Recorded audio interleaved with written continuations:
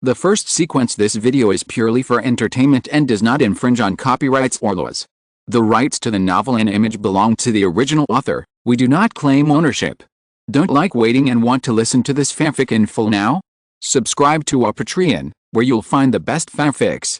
Chapter 851 Feeling Targeted. The barbarians who were originally preparing to charge immediately looked for cover and laid down after seeing the machine guns.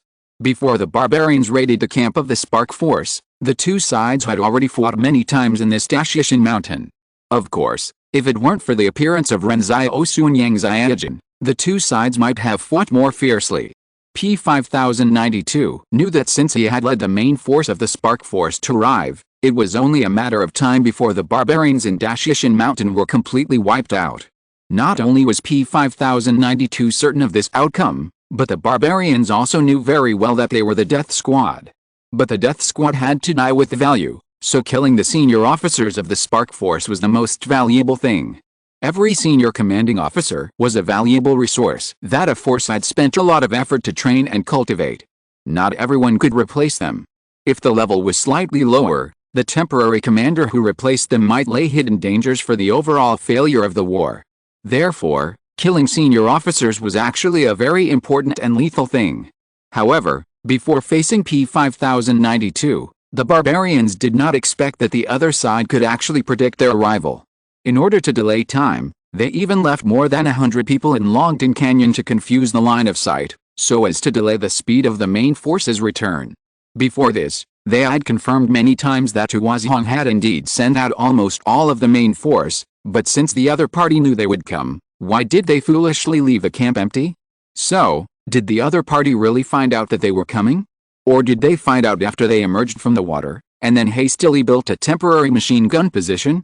The barbarian centurion looked coldly at the machine gun position in front.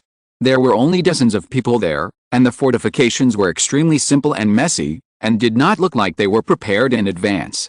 He suddenly laughed and said, "It's just bluffing." At this moment, the centurion was sure that perhaps the wrong number of people in the canyon had been discovered, so the other party would prepare in advance here, but isn't it a bit late to prepare now? A glimmer of white light suddenly appeared in the sky in the distance, and the sun was about to rise. "You guys go around, I'll take care of the Central Plains people's weapons," the centurion said and started again. He only needed another 2 seconds to rush into the machine gun position. The centurion ran like an angry brown bear, and the machine gun began to spit out long tongues of fire. However, the centurion was very flexible during the charge, and even the muzzle could not catch up with the opponent's speed. Moreover, P5092 suddenly saw the opponent raise his hand and throw out the giant axe in his hand. The axe whistled and chopped accurately on the machine gunner.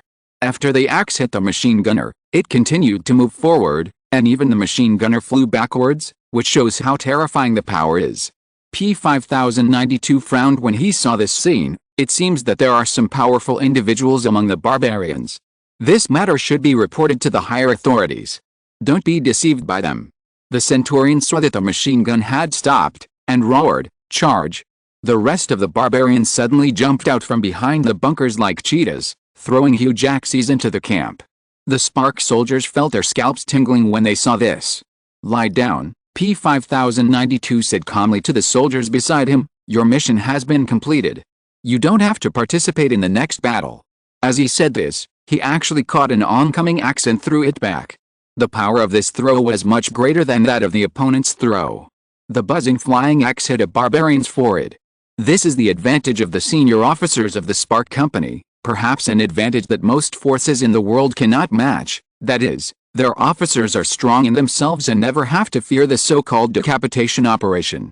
However, the centurion was already close to the camp, and the barbarians behind him followed closely.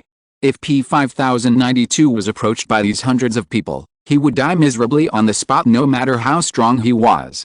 In a flash, the military tent in the camp collapsed suddenly, and the barbarians were shocked to find that there were nearly 100 people hiding in the tent. Moreover, the centurion found that the first person who suddenly rushed out of the tent was even faster than him. The centurion was originally preparing to rush into the machine gun position to fight, but the opponent came first and intercepted him before he rushed into the machine gun position. P5092 stood more than 10 meters away from him and smiled, You are just walking into a trap, T5, I will leave these barbarians to you. Before he finished speaking, T5, who rushed out of the tent at the back, had already met the Centurion. The Centurion raised his hand and was about to punch, but T5 was faster than him. Before the Centurion could fully release his strength, T5 had already grabbed his arm and threw him out with the strength of his punch. At the moment when the two passed each other, T5 punched the Centurion's soft spot with lightning speed, and the punch almost made the Centurion choke and go into shock. Although the Centurion was strong, he was still no match for T5. Nearly 100 fire soldiers rushed out of the tents at the same time. They were all wearing special uniforms, and even their armbands were different from those of ordinary soldiers. Therefore, even if the machine gun position in the barracks was just a cover-up for P5092 to try to make the barbarian take it lightly, the real killer was the special forces led by T5 behind him. After receiving the order to go north, the special forces that had rushed through barrier number 31 were divided into 3 groups of hundreds of people to perform 3 different tasks. The group led by T5 was directly transferred by P5092 to temporarily cooperate with the main force. These special series of firefighters have been holding back their anger. When they were at barrier number 31, they were accused of being incompetent at everything except shopping. It was not for anything else, but because they failed to personally complete the task of destroying intelligence agencies, secret prisons, ordinary prisons, and assassinating Kongerdong. They held back their anger and wanted to fight a beautiful battle, killing all the barbarians in Dashishan, leaving no one behind. According to the original plan, they should have separated half of their troops into the mountains to fight the barbarians, and then forced the barbarians to retreat into Longtan Gorge. But before they could take action, they heard the news that someone had done what they were going to do. Seeing that the other side was killing more and more barbarians in the mountains, T5 even suspected that the group of people who stole their heads in the number 31 barrier had also come to Dashishan. At one point, T5 felt that he might be targeted. At that time, P5092 smiled and comforted, "These are not the same group of people who stole your mission in the number 31 barrier before. Don't worry, you will definitely make great contributions this time." Chapter 852, Careless. When the special forces of Huazhan appeared, it actually announced that the encirclement and suppression battle of Dashishan was coming to an end. The barbarians in Longtan Valley were killed or injured, and the last group of barbarians who infiltrated Dashishan were surrounded by T5 and his men. You know, the members of this special force are all T4. Even in terms of average strength, they are crushed by the barbarians. At this moment, Ren Xiaosu and Yang Xiaojin were watching secretly with their sight glasses. They were separated from the camp by the Qingyuan River, which was about 700 meters away. Before this, Ren Xiaosu also guessed that the barbarians might make a desperate attack on the camp. After all, it was a suicide squad's infiltration of the rear, and nothing was surprising. It was just that he was a step late. When he arrived, the barbarians had already torn the machine gun position. Ren Xiaosu and Yang Xiaojin hurriedly looked for the best sniper position, but just as they found the position, T5 came out. This reversal made Ren Xiaosu feel a little surprised. He thought P5092 had no backup plan, but he didn't expect that the barbarian could not threaten the opponent at all. In the Battle of Dashishan, P5092's command in the early stage was well behaved and steady, but at the end, he suddenly took a different approach, which was wonderful. I think P5092 should be a rare command talent in the Fire Army. To be honest, Ren Xiaosu wanted to try to copy the opponent's military command skills at this moment. He also had a basic skill learning map. However, they were more than 700 meters apart, which was not enough to use the map. Moreover, if he really wanted to replicate this skill in the future, he could have saved enough skill maps to find Qingzhen or Zhang Jinglan, who would be better replicators. Seeing Ren Xiaosu in a daze, Yang Xiaojin suddenly asked, "What are you thinking about?" Ren Xiaosu smiled and said, "In fact, even without us, they can still catch all the barbarians in Dashishan. Maybe it will be a day or two later, but the result is the same." He sighed like this because he suddenly realized that in this battle, his role was more of icing on the cake, rather than timely assistance. Facing tens of thousands of barbarians heading south, the entire Central Plains will face a war between races. At that time, the people of the Central Plains may eventually win, but that is the result of everyone's joint efforts, not the credit of one or two people. The power of an individual seems insignificant in front of tens of thousands of expeditionary corps.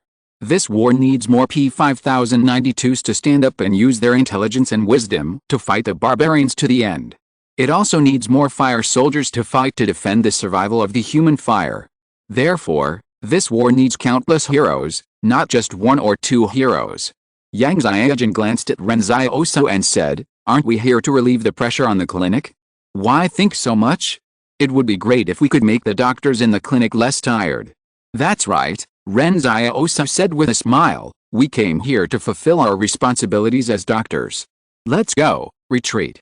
As they spoke, the two of them stood up and started their return journey in the direction of the forward base. At this time, the sun had risen from the east, and the golden red light spread from the distant sky layer by layer. It seemed that today was no different from any other day. But the bodies of the barbarians in the mountains, the dust on the soldiers' faces, and the blood on their bodies reminded everyone that the real war had just begun. The fighting in the camp had gradually stopped, and P-5092 stood aside, not even trying to help. He looked at the other side of Kingayan River thoughtfully, and the soldier next to him asked cautiously, "Sir, is there anything wrong? If I'm not mistaken, the sniper who killed the barbarians before might be on the other side of the river," P-5092 said, "but they didn't make a move this time, and we don't know who they are. Will we meet again on the battlefield in the future? Now that the battle with the barbarians is over, should we send more people to track down their identities?" The combat staff officer asked. "No," P-5092 shook his head, "it's better not to make trouble. Go and make a detailed battle report of this battle. I want to submit the report. This is an important reference for us to deal with the barbarians in the future."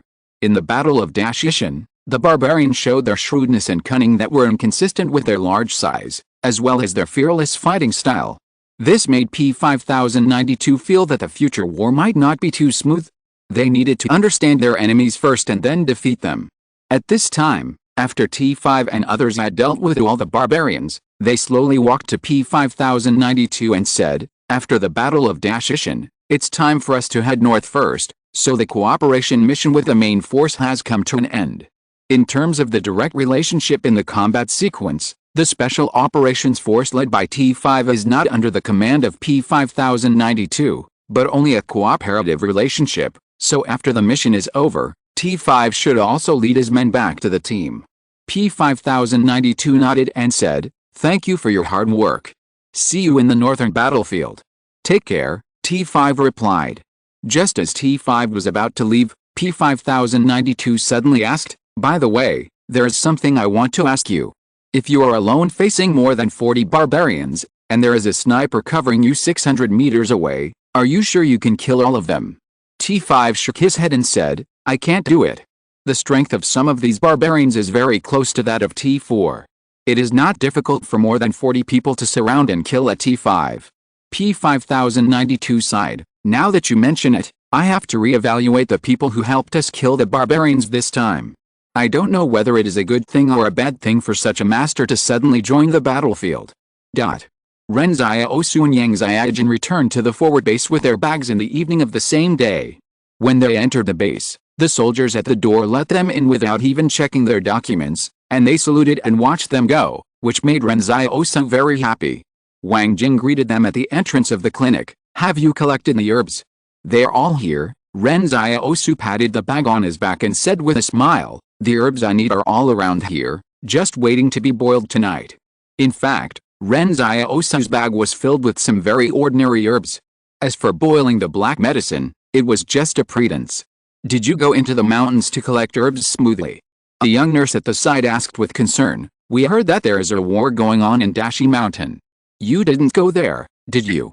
How can we go to such a dangerous place like Dashi Mountain?" Ren Xiaosu laughed. "Someone reminded us before we left. By the way, are there any wounded soldiers saved in the past few days? Take me to treat them quickly." Ren Xiaosu thought to himself that he hadn't saved up gratitude coins for several days. Now that the source of the black medicine can be explained, he should continue to save up gratitude coins. As soon as he said this, everyone smiled and explained to him, "I don't know why, the number of wounded sent to the clinic these past 2 days is very small, and today there is no wounded. You just came back, so take a good rest.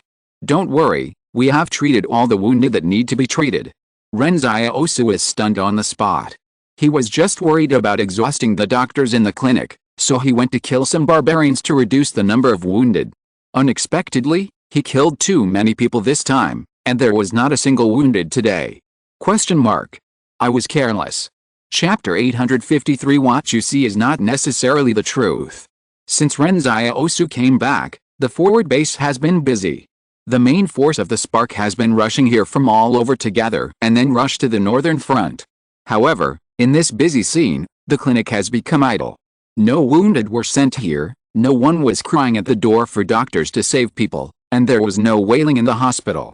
The wounded who had been treated before even played landlord in the hospital, which made the doctors a little uncomfortable.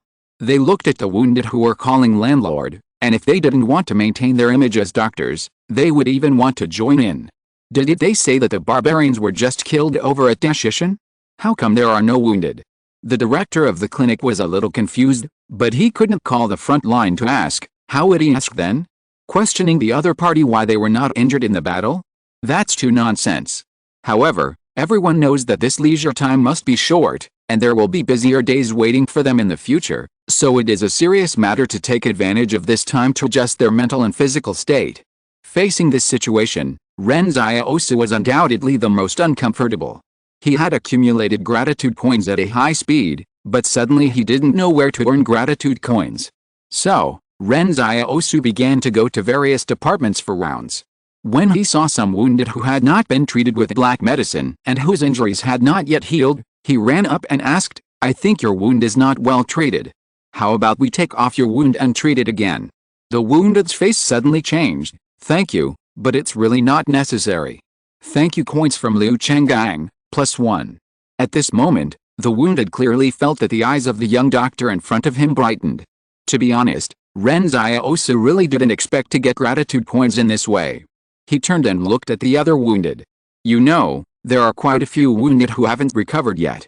So, Ren Xiaosu began to visit various departments non-stop, and the clinic was in chaos for a while, until the doctor came to the door with anger. "I know your medical skills are very good, and the wounded will recover quickly after being treated by your Trinity Society, but you told all the wounded that their wounds were not treated well. Are you trying to humiliate the rest of our medical staff?"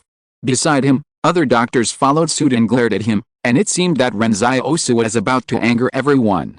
Ahem, no, really no. Ren Xiaosu was a little embarrassed, and he hurriedly explained, but the plan to collect thank you coins had to be temporarily abandoned. Back in their own department, Wang Jing analyzed with Ren Xiaosu, "Don't worry, the war in the north is extremely fierce now, so when the main forces all gather north, the clinic will definitely move north to cope with a more tragic war that will follow. Don't worry about being too idle." The clinic where they were was more than 100 kilometers away from the front line. If the wounded retreated from the front line and ran more than 100 kilometers to come for treatment, I'm afraid it would be too late. At this time, the forward base suddenly became noisy. Everyone in the clinic was surprised. Although there was a lot of traffic here every day, there had never been such a big noise. After all, the Spark soldiers were usually a little taciturn and didn't speak loudly. Where did such a noisy voice come from? Ren Xiaosu and his friends walked out of the clinic and took a look. They saw a long convoy outside the forward base. Each vehicle was checked by the Spark troops and then released. On these convoys was the logo of King Group. I remember that the newspaper said that King would provide assistance to Spark. On the one hand, it was material assistance, and on the other hand, the Luochang garrison troops went north to participate in the war. Liang Se said excitedly, "I have always heard that King University has an open and avant-garde school spirit, but I have never had the opportunity to see it." Ren Xiaosu and Yang Xiaojun looked at each other. You know, they both stayed in King University. After the Battle of Luocheng, the two became famous. King Group even erected statues of the two on Wangxinmen Street. Now that the students of King University are here, they must not be recognized by the other party. However, what surprised Ren Xiaosu even more was that after the group of King University students got off the bus, they actually ran straight to the clinic with medical supplies. Yang Xiaojun whispered, "Don't worry, they are all seniors, they shouldn't recognize us." Before the two of them went to King University, both Ren Xiaosu and Yang Xiaojun were freshmen. Yang Xiaojun herself was low-key and didn't interact with others, And Ren Xiaosu was always wearing outer armor when he saved King University, so even if the other party knew about them, they might not know what they looked like. After Yang Xiaojin said this, Ren Xiaosu felt relieved. The hundreds of students came to the door of the clinic excitedly. They looked at Ren Xiaosu and Yang Xiaojin with some hesitation, just because the two people in front of them didn't even wear white coats and were too young. But this didn't matter to them. The first thing should be to deliver the supplies to the doctors. At this time, Ren Xiaosu and Yang Xiaojin went directly back to the department to drink tea and read newspapers. Because their department was the most important in emergency treatment, their department was also arranged closest to the gate. Students entered the clinic one after another, and everyone had an excited expression. However, when the students saw the scene in the clinic, they were suddenly stunned. According to their imagination, this should be a purgatory on earth. There should be countless wounded lying in the corridor because there were no beds, and there should be countless people crying out in pain. The doctors in this clinic should be very busy. But now what they saw was an empty corridor, and the doctors were sitting in the office drinking tea and reading newspapers, and there were strange sounds coming from the corridor. Call the landlord. Seize the landlord. I'll seize. Seize the landlord.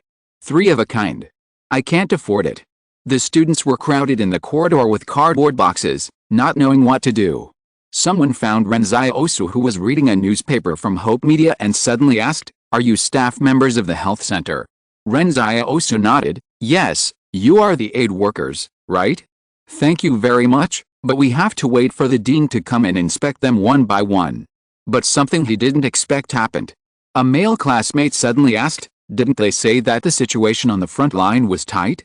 Where are the wounded? Why are there so few wounded and the doctors have nothing to do? Aren't you deceiving us? We came all the way here to deliver supplies, not to see you drink tea and read newspapers." Ren Xiaosu frowned. "I know you all mean well, but what you see with your eyes is not the truth. You'd better wait for the dean to come. I'll take a day off today to sort out the subsequent plot. Sorry for only one chapter." Chapter 854 War Correspondent. Ren Xiaosu felt that it was not his fault that the students misunderstood. Seeing the current clinic, it really did not look like a frontline clinic at all. After all, there was not even a wounded person, so what kind of frontline clinic was it? Therefore, it was normal for the students to misunderstand. Moreover, not only the students were angry, but Ren Xiaosu was also angry. He had not seen a new wounded person all day, and the source of the thank you coins had been cut off. At this time, because there were no wounded people, only Ren Xiaosu and Yang Xiaojin were on duty in the department, and everyone else went to sleep in the temporary lounge upstairs. Ren Xiaosu said to the students, "Since you are here to deliver supplies, wait for the dean to come out and receive them. If you still have any doubts, you can also ask the dean to explain it to you directly." After that, Ren Xiaosu closed the door of the department and continued to read his newspaper. Just now, he saw Jiang Su continue to condemn Wang's inaction. "Hey," Ren Xiaosu asked Yang Xiaojin in a doubtful voice, "there should be quite a few people from King Group going north this time. You see, the newspaper said that people from Hope Media are here too. They should be war correspondents. A part of the Luochang garrison has also come, but I didn't see a single knight just now. Could it be that the knights have really cut off their relationship with King Group?" "It's impossible to cut off their relationship," Yang Xiaojin shook her head and said. "After all, the relationship between the two was very close in the past. How can it be cut off now?" "I think so too," Ren Xiaosu nodded. Outside the department, there were the voices of students filled with indignation, while Ren Xiaosu and Yang Xiaojin inside the department were chatting as if nothing had happened, as if what was happening outside had nothing to do with them. Seeing that the students outside were about to bang on the door, Ren Xiaosu frowned and walked over to say a few more words. To be honest, he felt that there was nothing wrong with them coming all the way to deliver things, and they were all for the purpose of fighting against the barbarians in the north, so it was best not to affect unity. But he was not in charge of the clinic. He was just an ordinary cardiac surgeon and did not need to care about these things. He did not know where the director had gone. As a result, as soon as Ren Xiaosu opened the door, he heard someone shouting from the other side of the corridor, "Why are you blocking the door of the miracle doctor?"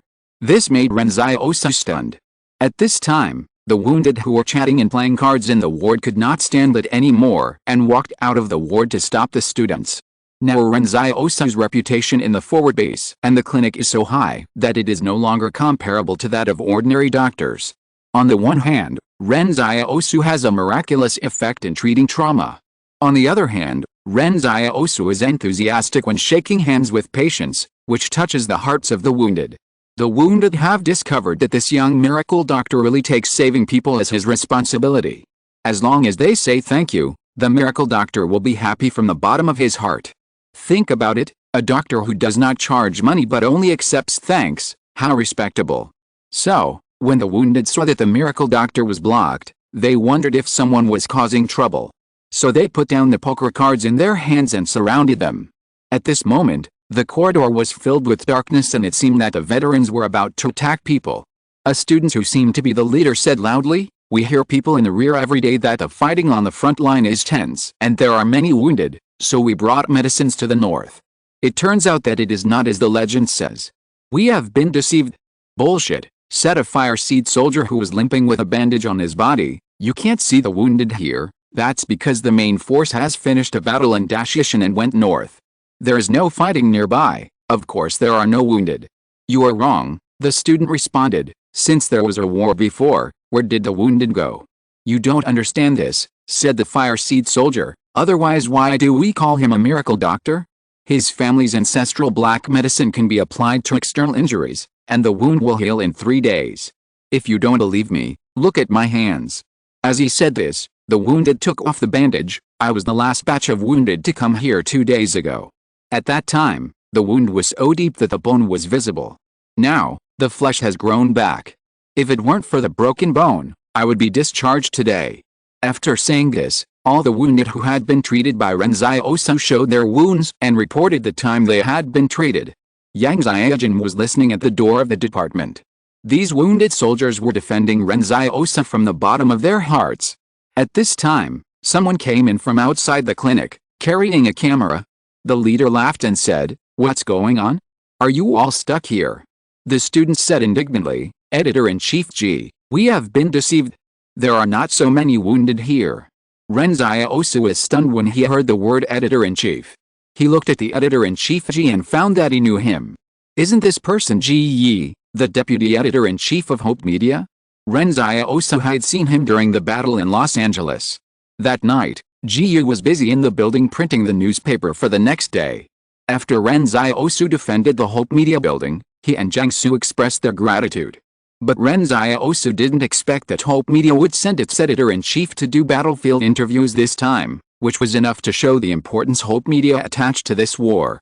Now, as soon as Ji Yi showed up, the students immediately stopped making a commotion, and the director of the health center and the person in charge of the forward base also rushed over from outside and ran straight to Ji Yi. This was enough to show the status of the deputy editor-in-chief of Hope Media in the entire Barrier Alliance. Although Hope Media did not control any army or any power, their weight in people's hearts could not be measured by money or power. Just when Ren Xiaosu saw Ji Yi also saw Ren Xiaosu, who was obviously more surprised than Ren Xiaosu. At the same time, the person in charge of the forward base also arrived. He walked up with a smile on his face and said, "Editor-in-Chief Ji, I just received a notice that you will come to the front line. I am sorry for not welcoming you in person." However, Ji Yi said, "I'm sorry, I have to meet an old friend first. Can you wait for me for a moment?" As he said that, Ji ran to Ren Xiaosu, and then said excitedly, "Why are you here? We met before." Just when Ji Yi was about to reminisce with Ren Xiaosu, the whole corridor suddenly became quiet. The students looked at each other. They didn't expect that editor-in-chief Ji actually knew this young man. And someone recalled that Ji Yi had just addressed Ren Xiaosu as you? Exclamation mark. Could it be that he had heard it wrong? But he heard Ji Yi continue to nag, "How are you these days? Editor-in-Chief Zhang was talking to me about you before I came here, you." Ren Xiaosu saw that something was not right, and quickly pulled Ji Yi into the house to stop him from continuing to address himself as you in front of everyone. Chapter 855, Looking for Zhang Xiaoman. The door of the department was closed, leaving the wounded, students, the director of the health center, and the person in charge of the forward base outside the door looking at each other in bewilderment. No one understood what was going on. For the students of King University, Ji Yi's status was very high. Jiangsu was the honorary president of King University and taught social humanities and politics. Ji Yu was also a full professor of King University. In Los Angeles, these two people were no different from celebrities. They were both very famous. And now, the respected deputy editor-in-chief Ji actually called a teenager Yu, which made the students who had just blamed and questioned Ren Xiaosu a little overwhelmed. "Who is the boy?" a student whispered. "Editor-in-chief Ji seems to respect him very much. This is definitely not pretended. I don't know what his background is, but since Editor-in-chief Ji respects him so much, it seems that we were reckless before. Let's apologize to him later." The students who came here were all good-minded. They all came with a passion to protect their homeland. This is also the reason why Ren Xiaosu did not have a direct conflict with him just now. It's just that students at this age seem to have strong opinions, but in fact, they are easily misled by one-sided things. In fact, if it weren't for Ren Xiaosu's identity as a doctor, maybe the students would have connected Ren Xiaosu with a boy who saved Lucheng, but the identity of a doctor who treats and saves people and the identity of a killer are two different. So much so that the students didn't even think about it. Not to mention the students, even Ji Yu was a little bit unconvinced. Just as the students were whispering, the director of the health center was also asking the person in charge of the forward base, "Isn't he a doctor in the Trinity Society? I haven't heard of such a person in the Trinity Society before." "I don't know," the person in charge of the forward base shook his head. "It's just that when a P5 officer left the forward base, he specifically asked to help take care of him. It seems that he has a very good relationship with that P5 officer." P5092 did explain this matter when he led the troops to leave the forward base, and the status of P5 in Huazhen is basically the same as Jiangsu's status in Lucheng. Even if it is a little worse, it's not much worse. The T sequence is the level of combat effectiveness, while the P sequence is the command level, and the two lines are parallel. In other words, P may fifth be at the same level as T4 in terms of combat effectiveness, but they are commanding officers and generally do not participate in close combat. In principle, T5 and P5 are equal and enjoy the same treatment, but in actual combat, T5 obeys P5. P5 is the highest level in the command sequence, and the next level is the 5 bosses of Spark, so the P3 level like the person in charge of the forward base must keep in mind what P5092 has instructed. Speaking of this, the person in charge of the forward base is also a little confused. "Who is this young man?" Exclamation mark. At this time, Ren Xiaosu interrupted Ji Yu's chatter in the department and asked directly, "Are you leading the team to the front line for interviews this time?" "Yes," Ji Yu nodded and said, "Being a war correspondent is very dangerous. I have to lead by example and can't just hide behind." "But you." "Don't say you and yours, Mr. Ji, you don't have to be so polite to me, I'm not used to it." Ren Xiaosu corrected Ji Yu's address, and then asked, "I saw in the recent Hope Media newspaper that Mr. Jiangsu has been condemning Wang's. Has your Hope Media strengthened its preventive measures? Wang's family often does some desperate things now. Don't let them hurt the old man." Ji Yu smiled bitterly. "I also reminded the editor-in-chief, but you also know the editor-in-chief, no one can persuade him. In fact, before I came, Wang's people had already come to the door to talk to the editor-in-chief, but the editor-in-chief avoided them and even did not let Wang's people enter the Hope Media building to avoid suspicion. But I feel that Wang's family will not do anything outrageous for the news, right?" Ren Xiaosu sighed, "I hope not. By the way, why are you suddenly a doctor again?" Ji Yu asked doubtfully, "Are you covering your identity? Are you planning to do something at Hozan that requires my cooperation?" Ren Xiaosu shook his head, "I really am treating patients and saving lives. Now I'm just an ordinary heart surgeon. By the way, being a war correspondent is very dangerous. Aren't you afraid?" Ji Yu smiled, "I was a little scared before, but now that I know you're also on the front line, I'm suddenly not so scared anymore." As a witness who has witnessed how fierce Ren Xiaosu is, Ji Yu always has an inexplicable sense of trust when facing Ren Xiaosu, his savior, as if nothing would happen as long as the other party is here. As they were talking, there was a knock on the door. The person in charge of the forward base said outside the door, "Sorry to bother you, there's an emergency." Ren Xiaosu opened the door and asked, "What's the matter?" The person in charge of the forward base said in a serious tone, "Just now, an order from the frontline headquarters came. The North has already engaged in a direct battle with the barbarians. The materials of the forward base need to be transported to the north, and all the staff of the clinic need to continue to go north. A new clinic will be established behind the front line. This forward base was built to connect the north-south transportation line of Dashishan, but it is more than 100 kilometers away from the northern front line. If the wounded are transported from the north for treatment, I am afraid that the opportunity will be lost.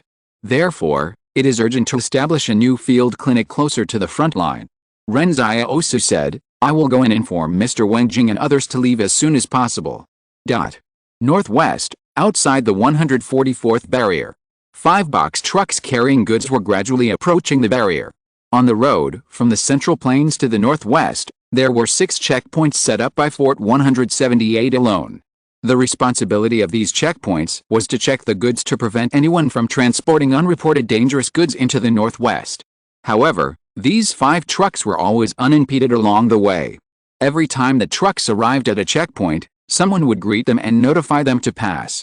During this period, there was no inspection process. When the 5-box truck stopped outside the barrier, the driver got off the car to open the cargo box at the back, only to see Wang Yun and others sitting inside with their eyes closed. The driver smiled and said, "It's a pity that you have been hiding in the car for so long. Get off the car. We have arrived." Wang Yun opened his eyes calmly. "It's not a pity. I have suffered greater hardships, so it doesn't matter." On that day, after they escaped from barrier number 31, they almost encountered the Fire Seed Force. Later, when they entered Wang's territory, the big liar had already arranged a truck to escort them to the northwest secretly.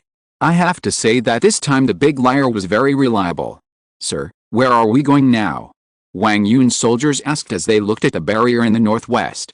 Wang Yun thought for a moment and said, "Look for a man named Zhang Xiaoman." There is another chapter in the evening.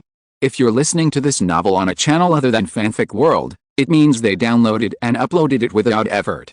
We cordially invite you to visit our channel, Mundo Fanfic Novelists. There you'll find the original version of this story and you can explore many other novels of various genres. We're waiting for you to immerse yourself in a world of incredible novels. Chapter 856, Taking Advantage of Me Again. This time, Wang Yun, Ji Xiang and others went north, but Dao Huiyao did not follow them, because there was a war in the north, and there was too much intelligence to collect, and a lot of work of instigating rebellion was done in the chaos. At this time, the Field Intelligence Agency in the Northwest quietly began the preparation work for a plan called Daxing Northwest, which aims to instigate more people with lofty ideals to join the construction of the Northwest after the war. Of course, we can't really do anything now when we are united against the outside world. Dao Huiyao is just preparing for the future. Therefore, after Wang Yun and his friends went north, they still needed to find someone to contact them, that is, Zhang Xiaoman. Wang Yun looked at the number 144 barrier in front of him, and saw that the gate of the barrier was open, and a large number of merchants were shuttling back and forth at the gate. Some people had just come to the northwest from the Central Plains, and some people had prepared goods in the northwest to return to the Central Plains. Outside the barrier, the original market town had been expanded countless times and turned into a huge wholesale market. People shouted and sold in the market, and the shopkeepers in the barrier would come here to purchase goods. The whole market town was full of vitality and bustling. Ji Xiang looked at this scene and asked, "Have you been to the northwest before?" "Yes," Wang Yun nodded and said, "I came to the northwest to hunt down traders when I was doing field work in the early years. At that time, this place was still managed by the Zhuang family." "What was the northwest like before?" Ji Xiang asked. "At that time, I didn't enter the fortress, but just stayed in the market town for a short time. The market town at that time was no different from the Central Plains. It was even more miserable than the refugees in the Central Plains. After all, there were few materials here." Wang Yun recalled, "Now it's completely different. Even the market town in Luocheng is not as prosperous as the northwest." "Yes," Ji Xiang nodded, "this is not the market town in our impression. Maybe we made the right choice." Wang Yun walked to a place where hardware was wholesaled and asked, "Brother, where are you from?" "Me? I was born and raised in the northwest." The middle-aged man who wholesaled hardware laughed. "Why do you ask?" "We just came from the Central Plains and just wanted to ask about the situation." "Brother, were you in the fortress before?" Wang Yun asked. He thought that these people should have come out of the fortress to do business. How could refugees have the capital to do business? No, I am a refugee, the middle-aged man laughed. Then where did you get the capital? Wang Yun asked curiously. The people at 178 approved a small interest-free loan, saying it was to help us do business. I heard that refugees could also apply, so I applied, the middle-aged man explained with a smile. Wang Yun was stunned for a moment. All consortium banks have loan businesses, but before making a loan, they must review the qualifications of the lender and need to have collateral assets. But the refugee in front of him must not have any assets to mortgage, and I have never heard of any consortium bank lending to refugees, and interest-free. It's called a loan, but in fact it's more like support funds, a move to help refugees turn their lives around. The middle-aged man smiled and said, but now there is no distinction between refugees and fortress residents in the Northwest. Everyone can enter and leave the city freely, and the identity documents of refugees are no different from those of fortress residents. Wang Yun sighed. 178 Fortress is so bold. Previously, the Wang family opened a fortress to refugees, and the whole world thought that the Wang family had taken a big step, but they didn't expect that the Northwest would directly and completely abolish the class difference between refugees and fortress residents. Of course, the people of the fortress would certainly dislike the refugees, but after a long time, the refugees and the people of the fortress looked exactly the same, and no one could tell them apart. At this time, Wang Yun and his men witnessed with their own eyes that the Northwest had undergone earth-shaking changes in just a few months. They were sincerely shocked, and for some reason they felt a kind of inspiring power, as if they were infected by this vibrant scene.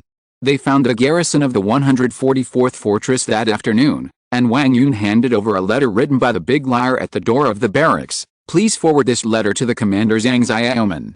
The soldiers at the door were stunned for a moment, and then an officer told the soldiers, go, deliver the letter to the brigade commander. Wang Yun was also stunned when these words came out. Did the big liar say that his son was just a regiment commander? It seems that he was promoted. But Wang Yun could understand it. After all, after the 178th Fortress swallowed the entire Northwest, the territory suddenly became many times larger, so they needed more soldiers to guard this land. The mainstay of the army earlier would quickly take on more important jobs.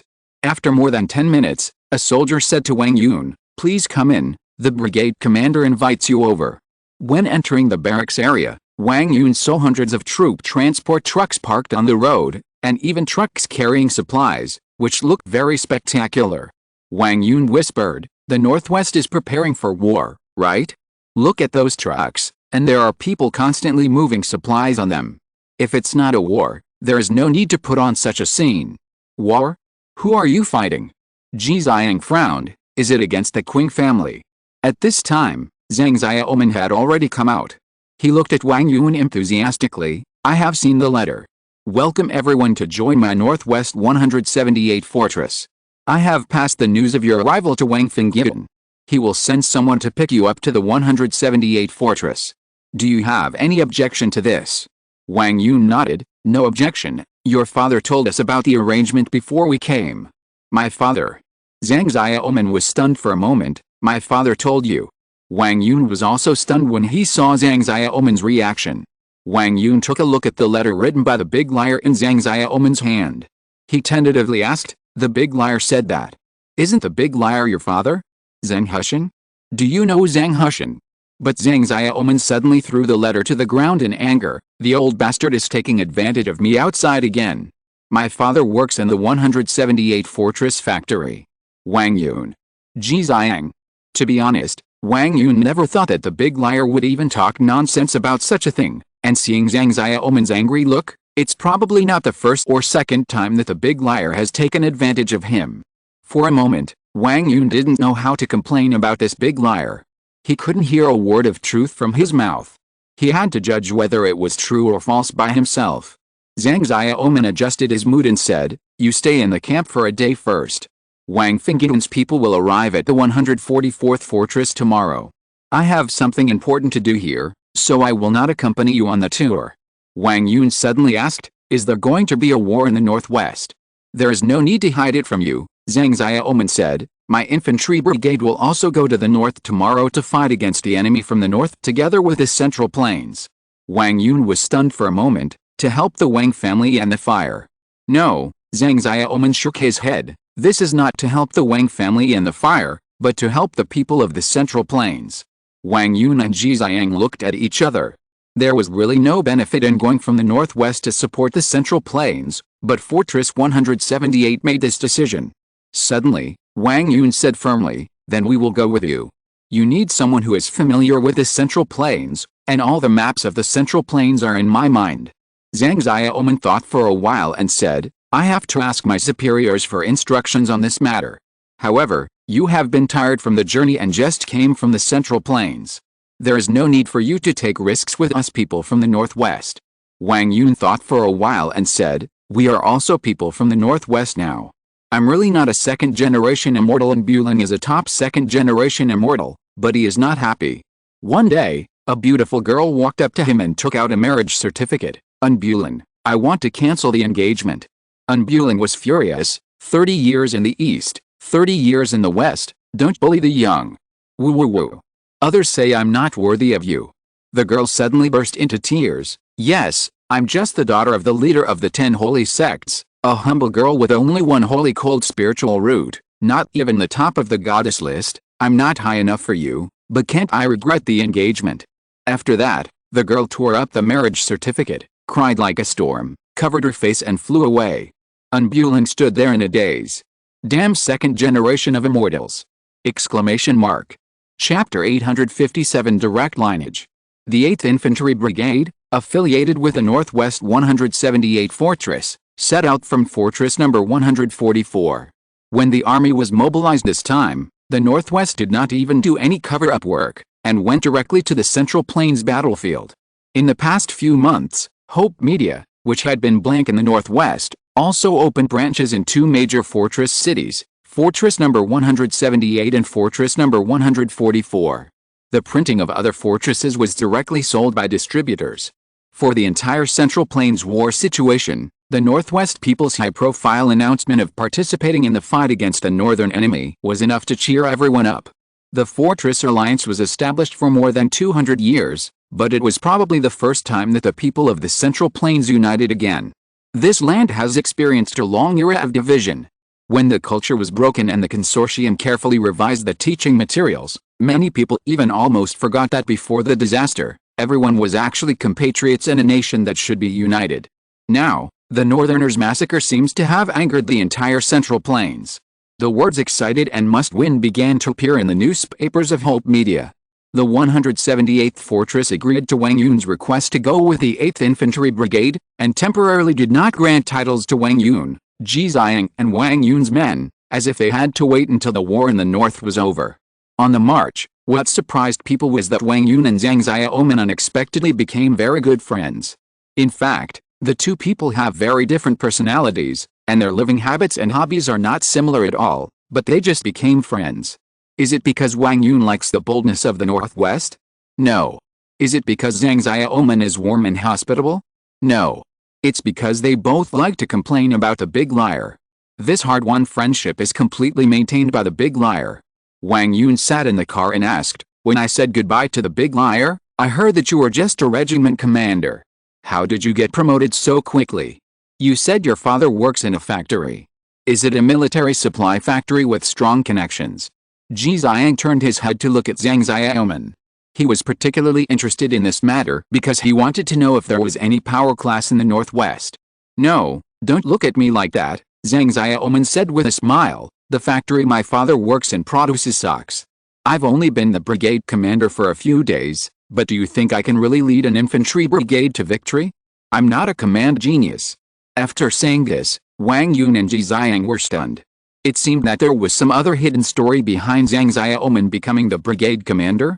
Zhang Xiaoman chuckled, "Although I, Zhang Xiaoman, like to brag, I know my own strengths and weaknesses very well. It was okay when I led the Spearhead Company earlier, but after I became the regiment commander, I felt that there were too many things to learn. I just learned how to be a regiment commander, and suddenly I became a brigade commander and had to lead troops to win battles. I can't do it." "Does Fortress 178 ask you to go to Central Plains for other purposes?" Ji Xiang asked doubtfully. "That's not appropriate. Central Plains is facing war now, and it is a time when we need to unite. The Northwest has never participated in the struggles between financial groups. It doesn't make sense to send troops to carry out other plans at this time.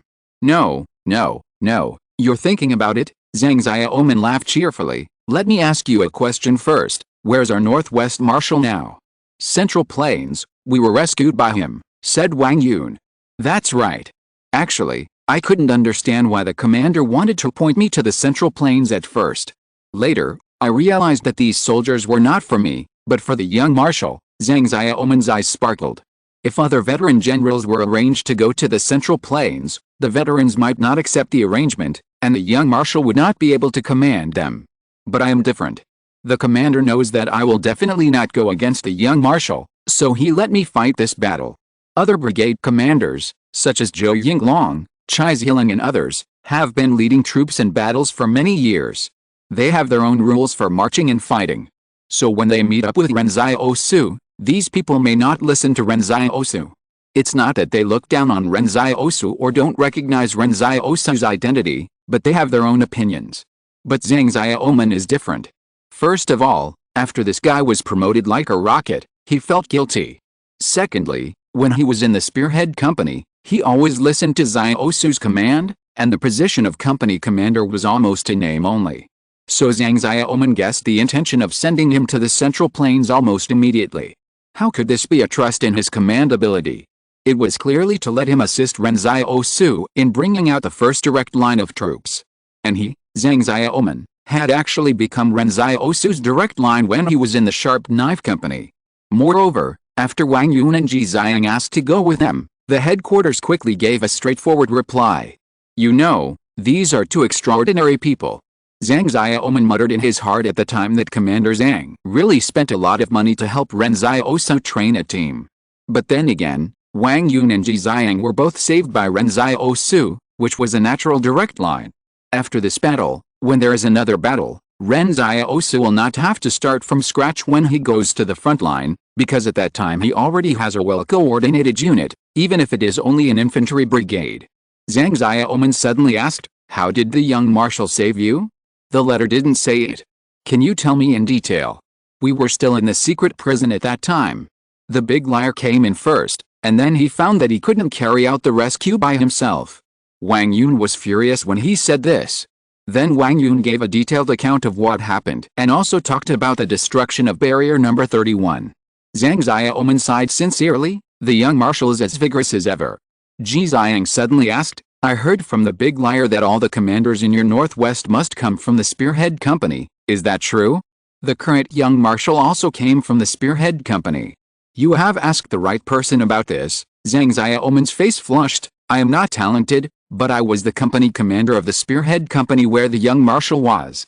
We followed the young marshal all the way from Sichuan town to barrier number 146 in the north. Wait, Ji Xiang was stunned for a moment. You are his company commander. How come you followed him to the north? These details are not important, Zhang Xiaoman said. Putting these details aside, we did follow him through life and death. But after that battle, do you know why everyone in the Northwest obeys him? Because he broke barrier number 146 alone. Wang Yun asked. No, Zhang Xiaoman shook his head and said, there are not many powerful extraordinary people, but there are not few either. Do we have to obey the powerful? No. We obeyed him because he told us before he went north that no one could die, and then no one of us died. There are 2 more chapters in the evening, but it should be very late. I am still sorting out the plot. Chapter 858 New Game. 70 kilometers north of Dashishan is a vast plain and forest. The main force of the Fire Seed gathered here and planned to arrange a 31-kilometer-long defense line horizontally. Now only 7 kilometers of the project has been completed. A large number of refugees and fortress people were recruited to the front line, not only engineers and maintenance personnel, but all strong adult men were recruited. After these refugees and fortress people came here, the only thing to do was to race against time and build the defense line as soon as possible. Hundreds of brick kilns behind the defense line burned bricks day and night. Because of the need to make bricks, the silt in the nearby rivers was dug out, and the river channel quickly widened more than 10 times. It must be said that this scene is very shocking. If you look down from the sky, the horizontal defense line is growing to both sides at a speed visible to the naked eye. I hope the media reports that when foreign enemies attack, a new Great Wall has been erected again in human history. The plain north of the new Great Wall originally had no name, and at this moment it was also named Dingyin Plain. Because Huazhong already knew that the unit of barbarians belonged to was called the Expeditionary Corps, they planned to stop the barbarians on the Dingyin Plain and send them back to their hometown when the time was right. No, the main purpose of this war was to effectively kill the barbarians with the greatest possibility. If they were only defeated but not enough people were killed, they would probably come back again in a few years. The terrain here in Dingyin Plain is simple, and the power of thermal weapons can be maximized when facing the barbarians. Originally, Huazhong was the unit that liked to fight in complex terrain the most, just because their overall physical fitness was relatively high. Once an encounter occurred in the mountains, whether it was the Kong family or the Wang family, they could only be beaten by them and run away. Even if the Kong family had more troops than Huazhong, they would be slowly exhausted by Huazhong, which was the huge advantage of Huazhong's high per capita physical fitness. However, it is different now. Although the barbarians do not have thermal weapons, their physical fitness is actually better than Huazhong. Compared with the strength of Huazhong, the average level of Huazhong is between T1 and T2, while almost every one of the barbarians can reach T3. Moreover, after the battle at Dashishan, P5092 submitted a very detailed combat report, one of which is very important. There are also individuals with stronger strength among the barbarians. The barbarians have fought with the main force of Huazhong many times in Dingyin Plain and the new Great Wall area, but they are still in the stage of mutual testing. At this time, the 3rd Division of Huazhong led by P5092 has arrived at the front line and stationed in its own strategic location. However, the first thing P5092 did was not to reorganize military affairs and defense lines, but to hang the bodies of the barbarians he killed at Dashishan one by one in the most conspicuous places outside the defense line. As a result, there were suddenly hundreds of wooden stakes outside the new Great Wall where P5092 was, and the bodies of the barbarians hanging on them swayed in the wind like rags. It must be said that the massacre of the number 176 rampart has angered all the people in the Central Plains, including Huazhong. What P5092 had to do was to irritate the barbarians.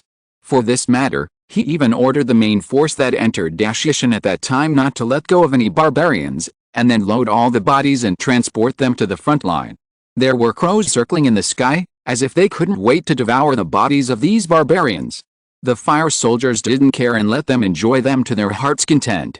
P5092 knew that the barbarians' outposts must be secretly looking at this place, and that was enough. The adjutant on the side whispered, "Sir, if you do this, I'm afraid the barbarians will be very angry. Don't let the pressure of the entire defense line be concentrated on us at that time." P5092 stood on the new Great Wall of the Wasteland era, looking at the Great Wall stretching from his feet, and there was no end in sight. He said coldly, "Then let them come, it's just what I want." At 11 o'clock at night, dozens of illuminating tracer bullets on the new Great Wall suddenly fired into the sky, releasing huge heat and light. When the illuminating tracer bullets reached the top, they began to slowly fall.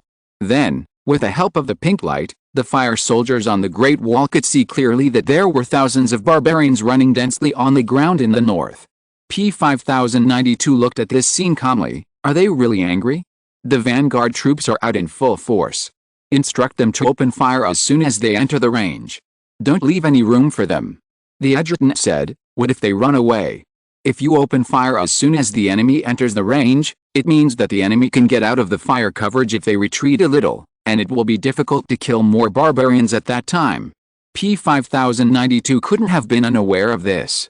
The senior officer of Spark took off his black lambskin gloves and said, "It's okay, just follow my plan." New tracer bullets were fired into the sky by the Spark soldiers. Someone looked at the barbarians from a distance and whispered, "These barbarians run so fast, they look like brown bears. If they get close, the defense line will be torn apart in an instant. Wait, you see the barbarians in the front row seem to be dragging something." The next moment, someone suddenly ordered, "Fire." The heavy machine gun bullets at night were orange-red visible to the naked eye. When a string of bullets was fired into the distance, the machine gun bullets that were connected in a line in the swaying air seemed like a long whip, whipping straight at the barbarians' vanguard troops.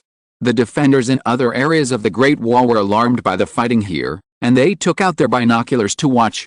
Someone called P5092 and asked you if reinforcements were needed, but P5092's answer was no. At this time, everyone saw through the telescope that the barbarians who were running in the front and were the most majestic suddenly erected the huge shields they were dragging in front of them. The shields were more than 2 meters high. 5 barbarians were holding a shield made of multiple layers of special leather at the same time, and they were still moving forward quickly. The shield was thick and solid.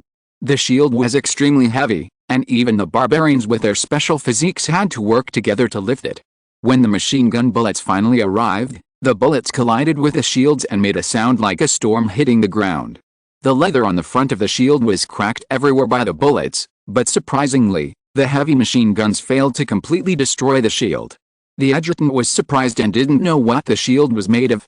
If he really let the opponent enter the range for a long time before shooting, he was afraid that the opponent would be able to rush under the defense line with this shield alone, and then he could easily rely on their strong physical fitness to climb the Great Wall and tear open the defense line. The adjutant glanced at P5092. Sir, did you expect them to do this? No, it's just that it's better to be cautious. Don't be too greedy on the battlefield. P5092 shook his head. At least before you know the enemy's strengths and weaknesses, you must not think about how to wipe out the enemy. Prepare the mortars, be careful, the battle tonight has just begun. The next chapter will be late, I suggest you read it tomorrow morning. Because the king has always been short in describing large scenes, although the first sequence has made up for some, it still does not reach the level I expected, so I will write it more carefully. I hope everyone will forgive me. Chapter 859 Gambling and Winning and Losing. The sound of heavy machine guns at night was deafening, and the orange-red bullets were thrown out like a stream of silk, and in front of them, the barbarian vanguard troops were constantly rushing. This scene made the soldiers feel their adrenaline soaring just by looking at it and listening to the gunfire beside them. These barbarians don't really think they can charge into the battle like this, a Spark soldier muttered. He turned his head to look at the machinery covered with oilcloth on the side. On the city wall, the heavy machinery stood quietly under the gray-green oilcloth. P5092 silently watched the barbarians getting closer and closer, and the leather shields they held were getting closer and closer. The adjutant said on the side, Sir, we can't wait any longer. If their shields haven't been broken when they rush into a distance of 300 meters, our defense line will be in danger. But even so, P5092 still didn't say anything, because these thousands of barbarians stretched for several kilometers, and the last batch of barbarians in the back had not yet entered the position he expected. He calculated the distance in his mind until a certain moment, when P5092 said, the artillery unit opens fire. The gray-green oilcloth on the city wall was suddenly pulled open by the soldiers, and the rapid-fire artillery pieces suddenly revealed their true appearance. In the combat sequence of the 3rd Division of P5092, what they were most proud of was not the physical fitness of the fire soldiers who were superior to ordinary people, but the artillery unit. There were 2 special infantry brigades in the 3rd Division. Each infantry brigade was composed of 18 artillery companies. Every 6 artillery companies formed a separate combat sequence, gathering artillery fire together to complete the rapid-fire coverage of a single target. This huge artillery matrix could even become a huge large artillery company when necessary, just to attack targets in the same area. When it was in Longton Gorge, it was just a small trial of the artillery company. Now was the time for the 3rd Division to shine. It was for this reason that P5092 dared to hang the bodies of the barbarians outside his garrison area, and did not mind the barbarians coming to attack his defense line. On the contrary, he would hope that the anger of the barbarians could burn more vigorously and rush closer. The caliber of the rapid-fire artillery equipped by the artillery unit is only 76.2 millimeters, but its rate of fire can reach an astonishing 20 rounds per minute. This rate of fire will inevitably sacrifice accuracy, but P5092 doesn't care at all. The barbarians are high-speed moving targets, and emphasizing accuracy does not make much sense. Instead of aiming carefully, it is better to plow the land with artillery. When the barbarians entered the 1-kilometer range, the light rapid-fire artillery on the city wall began to roar. Compared with them, the previous heavy machine guns could only be regarded as dog barking, and these artillery were real beasts. The huge artillery matrix blew the charging barbarian formations into pieces in just the first round of shooting. The leather shields they relied on for protection looked particularly small under the effect of the shells. The fire soldiers on the Great Wall cheered. When they heard about the massacre, they were all very angry. Moreover, some people said that the scouts saw these barbarians pile up the bodies of the people of number 176 into small hills outside the city to swear the strength of the expeditionary corps. Someone had seen sporadic records of the war before the disaster in the book. The book said that the Central Plains civilization had also been massacred in the war, and the death toll in a war was as high as hundreds of thousands, and most of them were innocent civilians. That battle was defined as a day of national humiliation, and everyone must remember it. Today, the significance of the massacre of number 176 for the entire Central Plains is that it makes all the people of the Central Plains clearly realize that this is a war for the survival of the race and a war to the death. Since the day when the number 176 fortress was massacred, there is no possibility of peace talks in this war. When the artillery troops began to plow the land, the barbarians finally began to retreat. In front of the powerful firearms of the Central Plains humans, they had to retreat. But P-5092 was too patient just now. He waited until these barbarians rushed into the range of 1,000 meters before ordering the artillery troops to open fire. Therefore, even if the barbarians retreat now, there will not be many people left. A vanguard composed of thousands of people, hundreds of people are lucky to get out alive. The adjutant asked, "Sir, are you going to pursue them?" "Chase," P-5092 said coldly. "Follow the plan B I made before. The rest of you wait until dawn to hang up the bodies of these barbarians for me, so that more barbarians will remember this place." As he said, the main force of the fire seed began to attack. The feeling of the army pressing on made the artillery troops on standby on the city wall feel excited. They drove the off-road vehicle loaded with heavy machine guns to the north, with the goal of completing the final harvest on the battlefield. However, at this time, P-5092 still did not show the joy of victory on his face. He ordered people to bring binoculars and quietly looked into the distance. More than 10 kilometers north of the Great Wall, there will be a forest. The Spark Force has been trying to find out how many expeditionary forces are hidden in the forest, but all the scouts who entered have lost contact. No one knows what is hidden there, just these vanguard troops? P-5092 thinks it is more than that.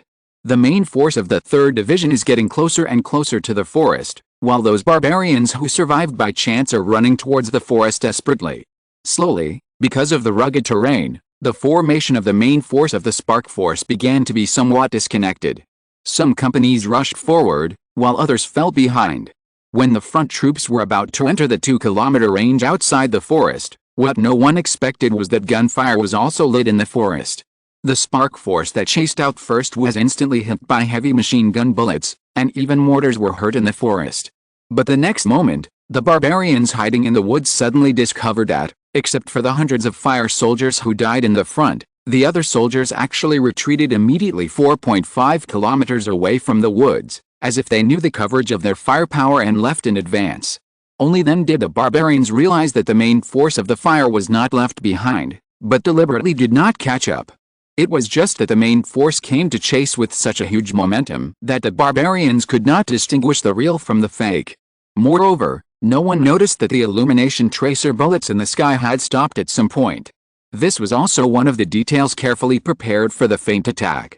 Without the illumination of the tracer bullets, the barbarians could not see the specific situation of the main force of the fire. In this short game, many people did not expect that the barbarians would actually use hot weapons. Before that, everyone thought that they would only carry axes and chop people like the natives. But P-5092 used the lives of hundreds of people to tell other commanders of the fire that the other side was more cunning than they imagined.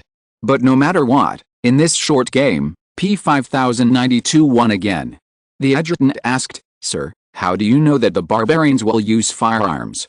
The so-called Plan B is a feint attack plan. P-5092 did not intend to really kill all the remaining barbarians from the beginning. He just wanted to use the death squad to spy on the truth. Although some people died in this game, for a huge war, it is definitely worth it for the commander to be able to get extremely important information with the lives of hundreds of people. As Ren Xiaosu concluded, although the Huazhan group is fighting against the enemy from the north, this will not affect their fierce and cold nature at all.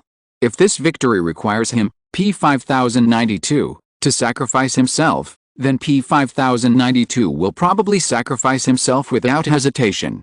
They are cruel to others and to their own people. Everything they seek is just for the final result. The process is not important at all.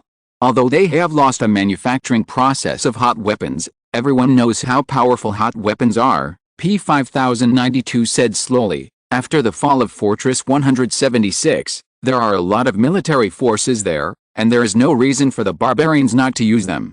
However, before I am sure, I can't guarantee it. Go find the intelligence system. Before dawn, I want to know what heavy firepower Fortress 176 originally stored. With that, P5092 turned and went down the Great Wall.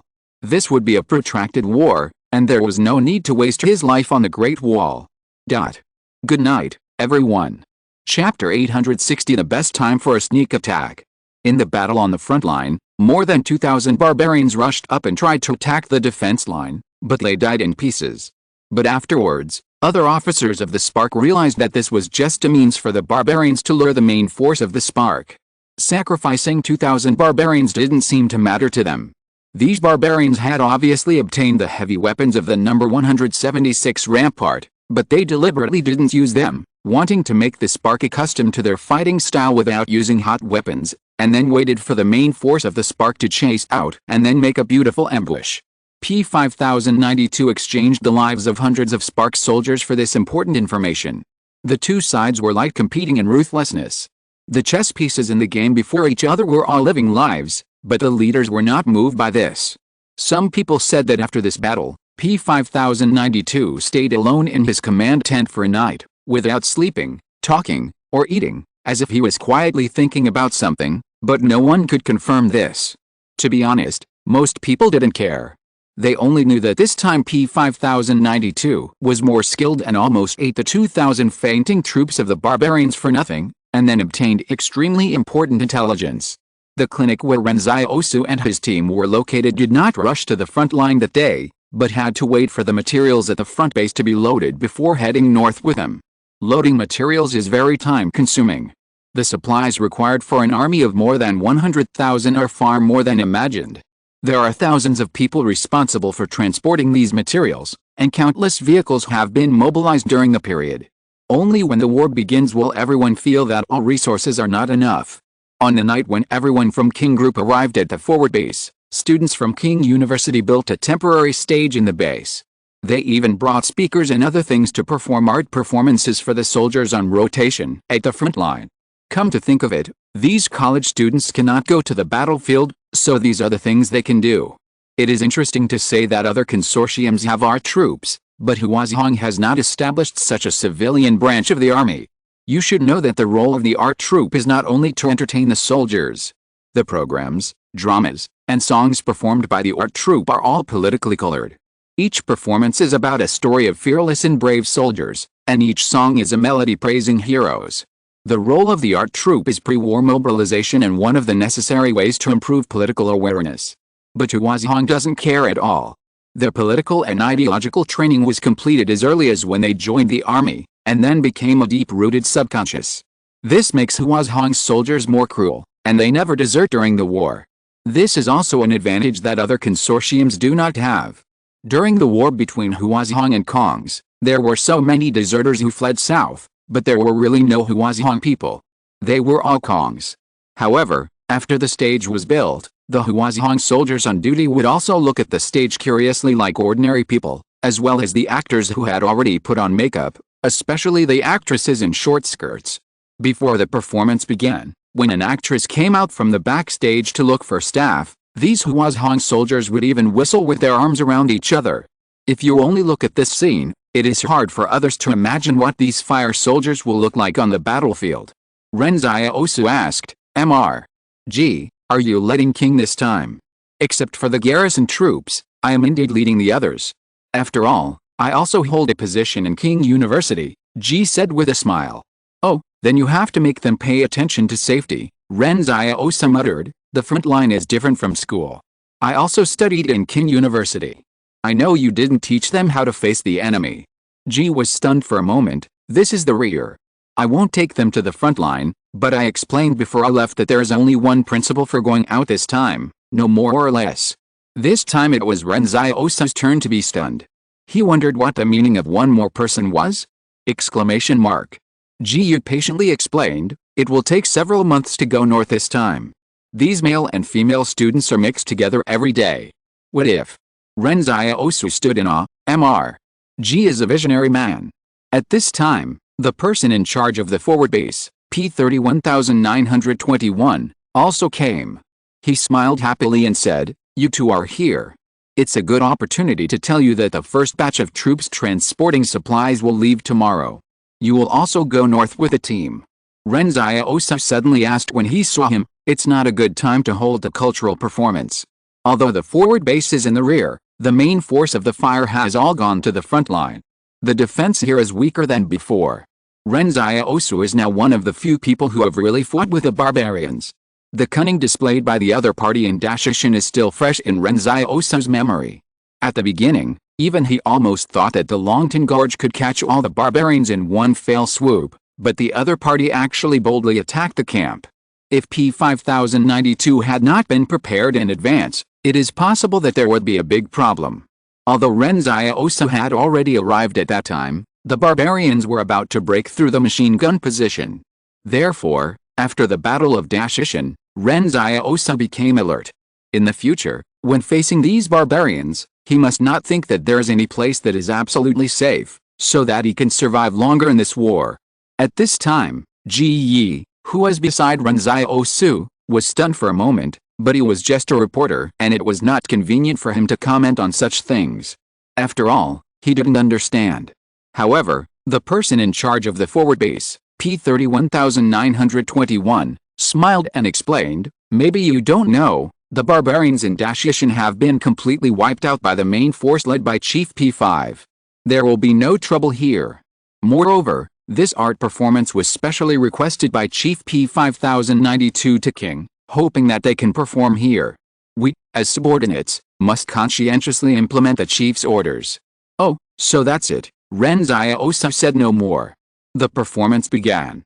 This art performance was particularly exciting from the beginning. The female college students on the stage sang and danced in short skirts, looking youthful. The entire stage was surrounded by soldiers from the fire troops. Except for a few soldiers on duty, almost all of them were led by their squad leaders and brought their stools over. They watched the performance in a neat line, as if the distance between each person was exactly the same. It looked quite spectacular. The students on the stage were bright and beautiful, but the projects they performed were definitely not related to politics. Someone even sang Li Ren's new song, which told a love story. But when Ren Xiaosu was watching the performance, a bad premonition became stronger. Yang Xiaojin saw that he was frowning, so she suddenly asked, what's wrong? Ren Xiaosu suddenly said to the people of the Trinity Society, hide in a car, hurry up, if anything goes wrong, Liang Xiao, you drive everyone away. Meet us on the way to Dashishin. What's wrong? Wang Jing asked doubtfully, is something going to happen? But there is no movement from the Fire Seed team, aren't they also watching the performance? No time to explain, you go first, Ren Xiaosu said, and was about to find P31921 to cancel tonight's art performance. Although he was not sure whether the other party would listen to him, he had to say it. It was not that Ren Xiaosu was suspicious, but the sound of the art performance was too loud. With the transmission of the speakers, it might be heard several kilometers away. There was a mountain in the distance, and anyone who looked at the mountain would know what was happening in the forward base. Those barbarians infiltrated from the north. What if the barbarians who were wiped out in Dashishin were not all of them? Think about it from another angle. If the barbarians already knew that there was an advanced base here and that Dashishin was the lifeline for transportation, then is it possible that they still have hidden forces secretly watching the advanced base? If so, then tonight is the best time for them to launch a sneak attack, because those fire soldiers who were watching the performance did not even carry guns. Chapter 861 Guardian. Therefore, Ren Xiaosu's judgment of the current situation is not without reason, but he put himself in the shoes of the hunter. If you were a hunter, when would be the best time to hunt? Just like he judged where and when the barbarians would appear in Dashi Mountain. Everyone in the Trinity Society was a little bit unbelievable. This is the forward base in the rear area. Did they say that the barbarians had been completely surrounded and wiped out in Dashi Mountain? Why did Ren Xiaosu suddenly say that something would happen here? However, out of trust in Ren Xiaosu, even if they couldn't figure it out, they had to do it. After all, they saw with their own eyes how Ren Xiaosu performed a craniotomy on Kong Erdong. It was really an operation that only opened the skull and didn't suture. Ren Xiaosu is not an ordinary person. Just as Wang Jing and others left, Yang Xiaojun pulled Ren Xiaosu's arm, and then handed him a pair of sunglasses. Your judgment is correct, there is indeed a situation. Ren Xiaosu asked, what did you see? On the mountain at 5 o'clock, I saw a moving figure, but there was only one person, Yang Xiaojun said. How far away is it from us? Ren Xiaosu asked. The straight line distance is about 1,900 meters, Yang Xiaojun judged. If we notify the people in the forward base now to be careful and alert, we should be in time. But just as the voice fell, a crisp gunshot suddenly rang out in the forward base. Ren Xiaosu turned back suddenly. The other party came faster than he thought, so who was the figure on the mountain? Was it the person in charge of command but not participating in the battle? According to the combat principle, since the battle has already begun, there is no need to leave people on the mountain to watch. The barbarians have no communication equipment and do not need people to command remotely on the mountain. Is there a person alone on the mountain? Ren Xiaosu asked Yang Xiaojun. Yes, I thought it was the opponent's scout before, but now it seems that he is not. Although the vision is a little blurry, the other party's clothes are not like barbarians, Yang Xiaojun said. At this time, the forward base was already in chaos. The gunshot was mixed with the music on the stage and was a little blurry, but the people watching the performance here were all soldiers. How could they not distinguish the gunshot? Exclamation mark. The king's students on the stage were still performing hard, but suddenly they saw that all the soldiers under the stage stood up and ran in one direction. That's the arsenal. The Spark soldiers should have gone to get their weapons, but now it feels a bit too late. Ren Xiaosu observed the situation. The gunshots were getting closer and closer to them, and he could already vaguely hear the wailing of the Spark soldiers. I'll go occupy the commanding heights and help them buy time. The edge of the forward base was blocked by barbed wire, and in order to prevent surprise attacks, 9-meter-high sentry towers were built everywhere in the forward base, and each sentry tower had 2 soldiers on duty. But at this time, the barbed wire on the west side of the forward base had been forcibly split open, and the soldiers on the 3 sentry towers away from this gap had died from the giant axes flying from the dark. The barbarians were obviously well prepared, and the soldiers didn't even have the opportunity to fire a warning shot. Blood was flowing out along the floor of the sentry tower, and the purple blood dripped onto the ground and mixed with the soil. Originally, everything was going on quietly. The barbarians did not encounter any effective resistance when they broke through the forward base. It was not until they broke through and could no longer hide their bodies that the forward base seemed to react belatedly. The fire soldiers began to gather, while the barbarians rushed directly towards the gathering fire soldiers. Their plan was very clear, which was to cut off the path between the soldiers and the arsenal.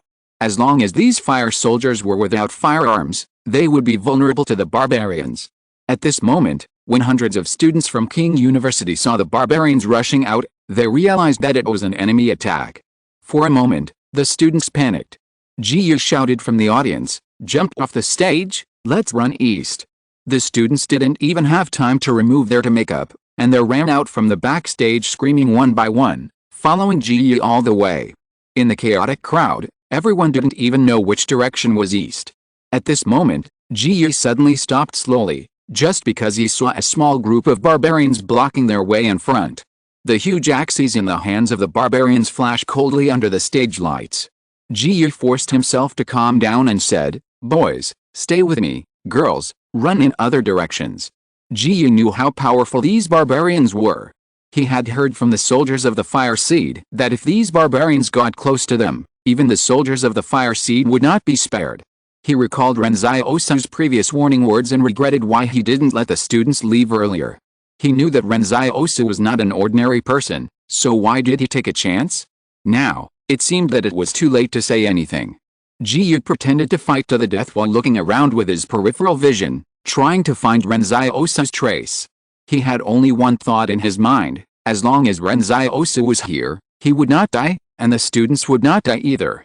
However, Ji Yu searched for a long time but couldn't see Ren Xiaosu.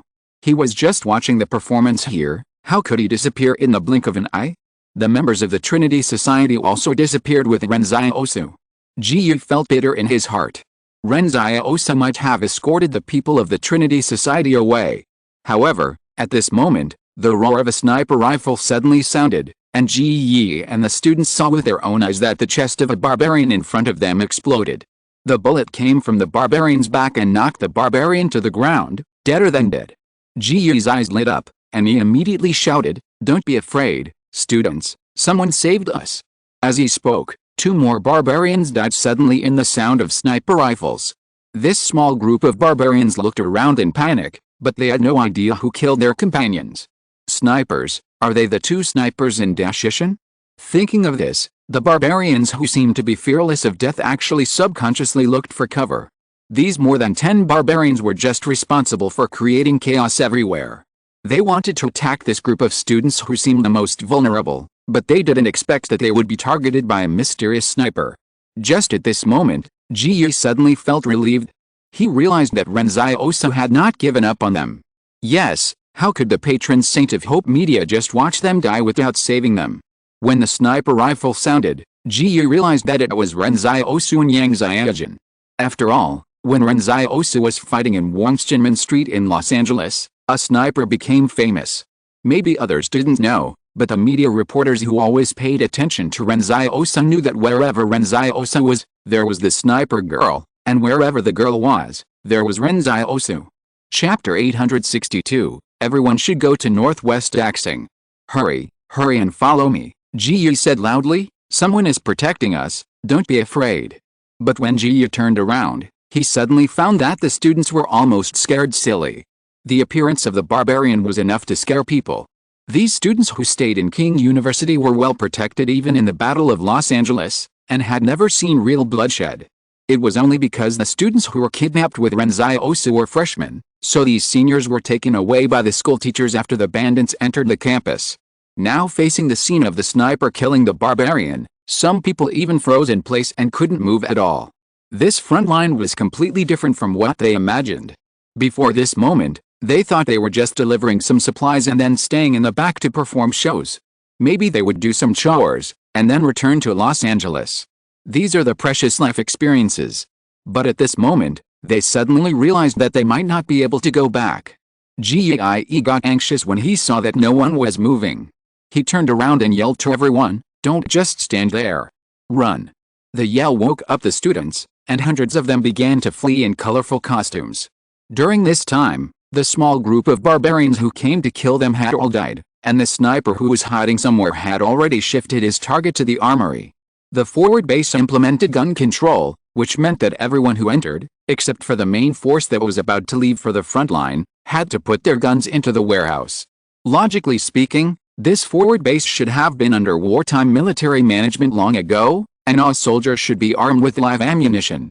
I don't know why the management system here has not changed yet, which has buried a huge hidden danger for tonight.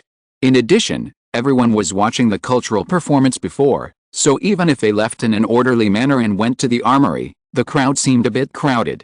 After hundreds of barbarians entered the forward base, they divided several small combat units to distract the attention of the forward base, while the rest of the main force all ran towards the arsenal, and their speed was even faster than that of the soldiers of the fire force.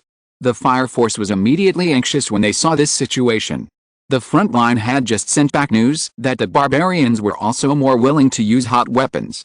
Now if the arsenal was seized, then these soldiers would have to find table legs to fight the automatic rifles in the hands of the barbarians. At this time, an officer on leave suddenly turned to their dormitory with several soldiers of the fire force, and one of them said, "Now everyone is running to the arsenal. Even if we go there, we can't get the guns for a while. You follow me and get the guns on the sentry towers." The officer suddenly remembered that although the soldiers in the sentry towers were all killed, their guns were still there. As he said, more than a dozen people rushed to the direction where the barbarians broke through, intending to reoccupy the sentry tower. But at this moment, a small group of barbarians carrying huge axes suddenly blocked the way. The officer's heart was gloomy. It was over. "You go to other directions, I will stop them." The officer thought to himself that he also had the strength of T3 level.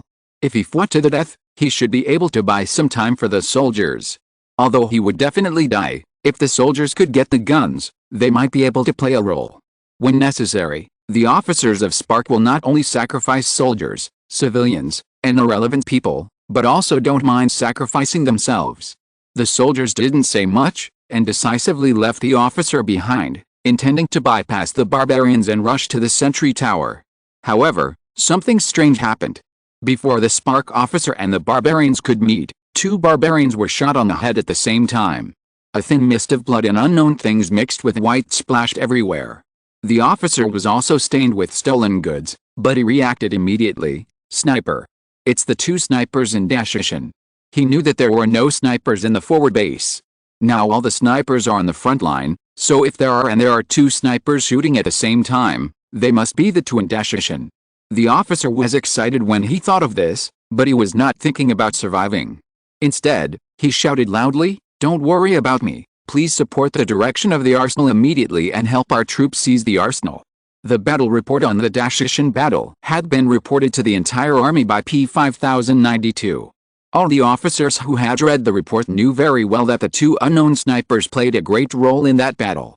They were two masters among masters, and could even fight more than 40 barbarians head-on. Such people suddenly appeared in the forward base. It was God's blessing for Huazhong.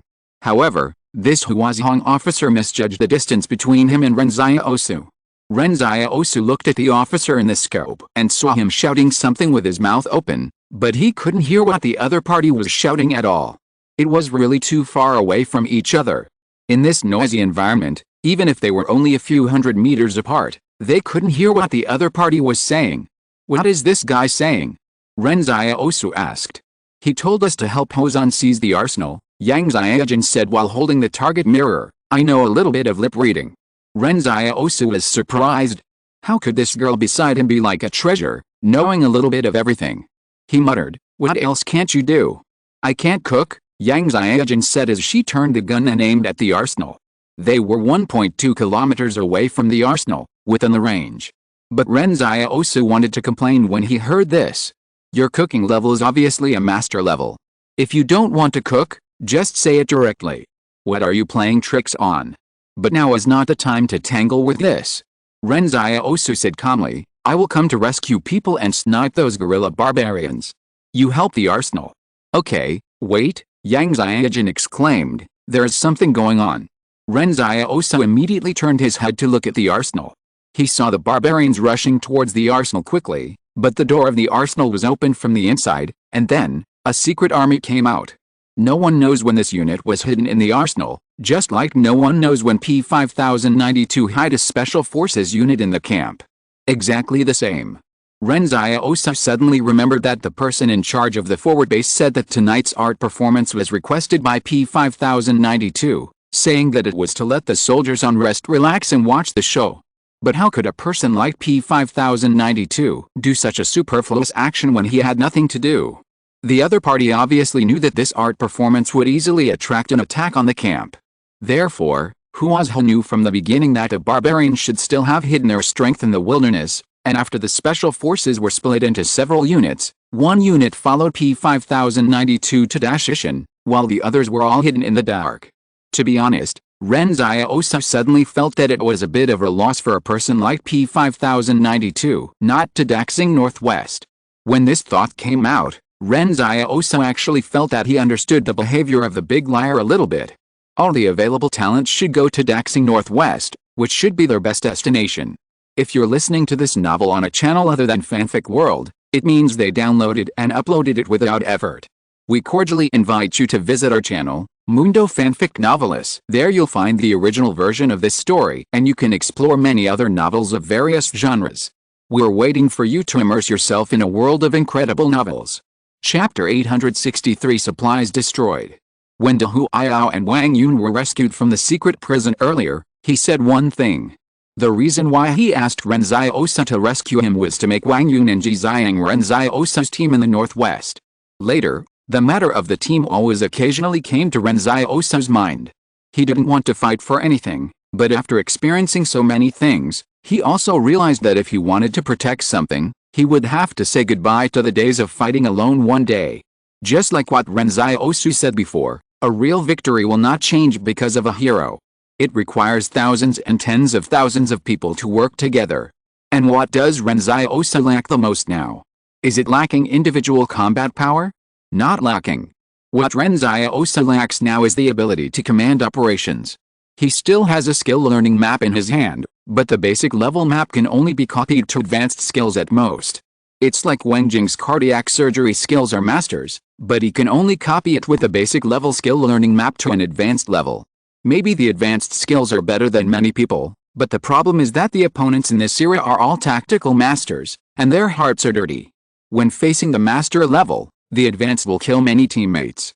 If it were in the past, Ren Xiaosu would think, then wait until there is a perfect level skill map and then copy the master level or even the perfect level.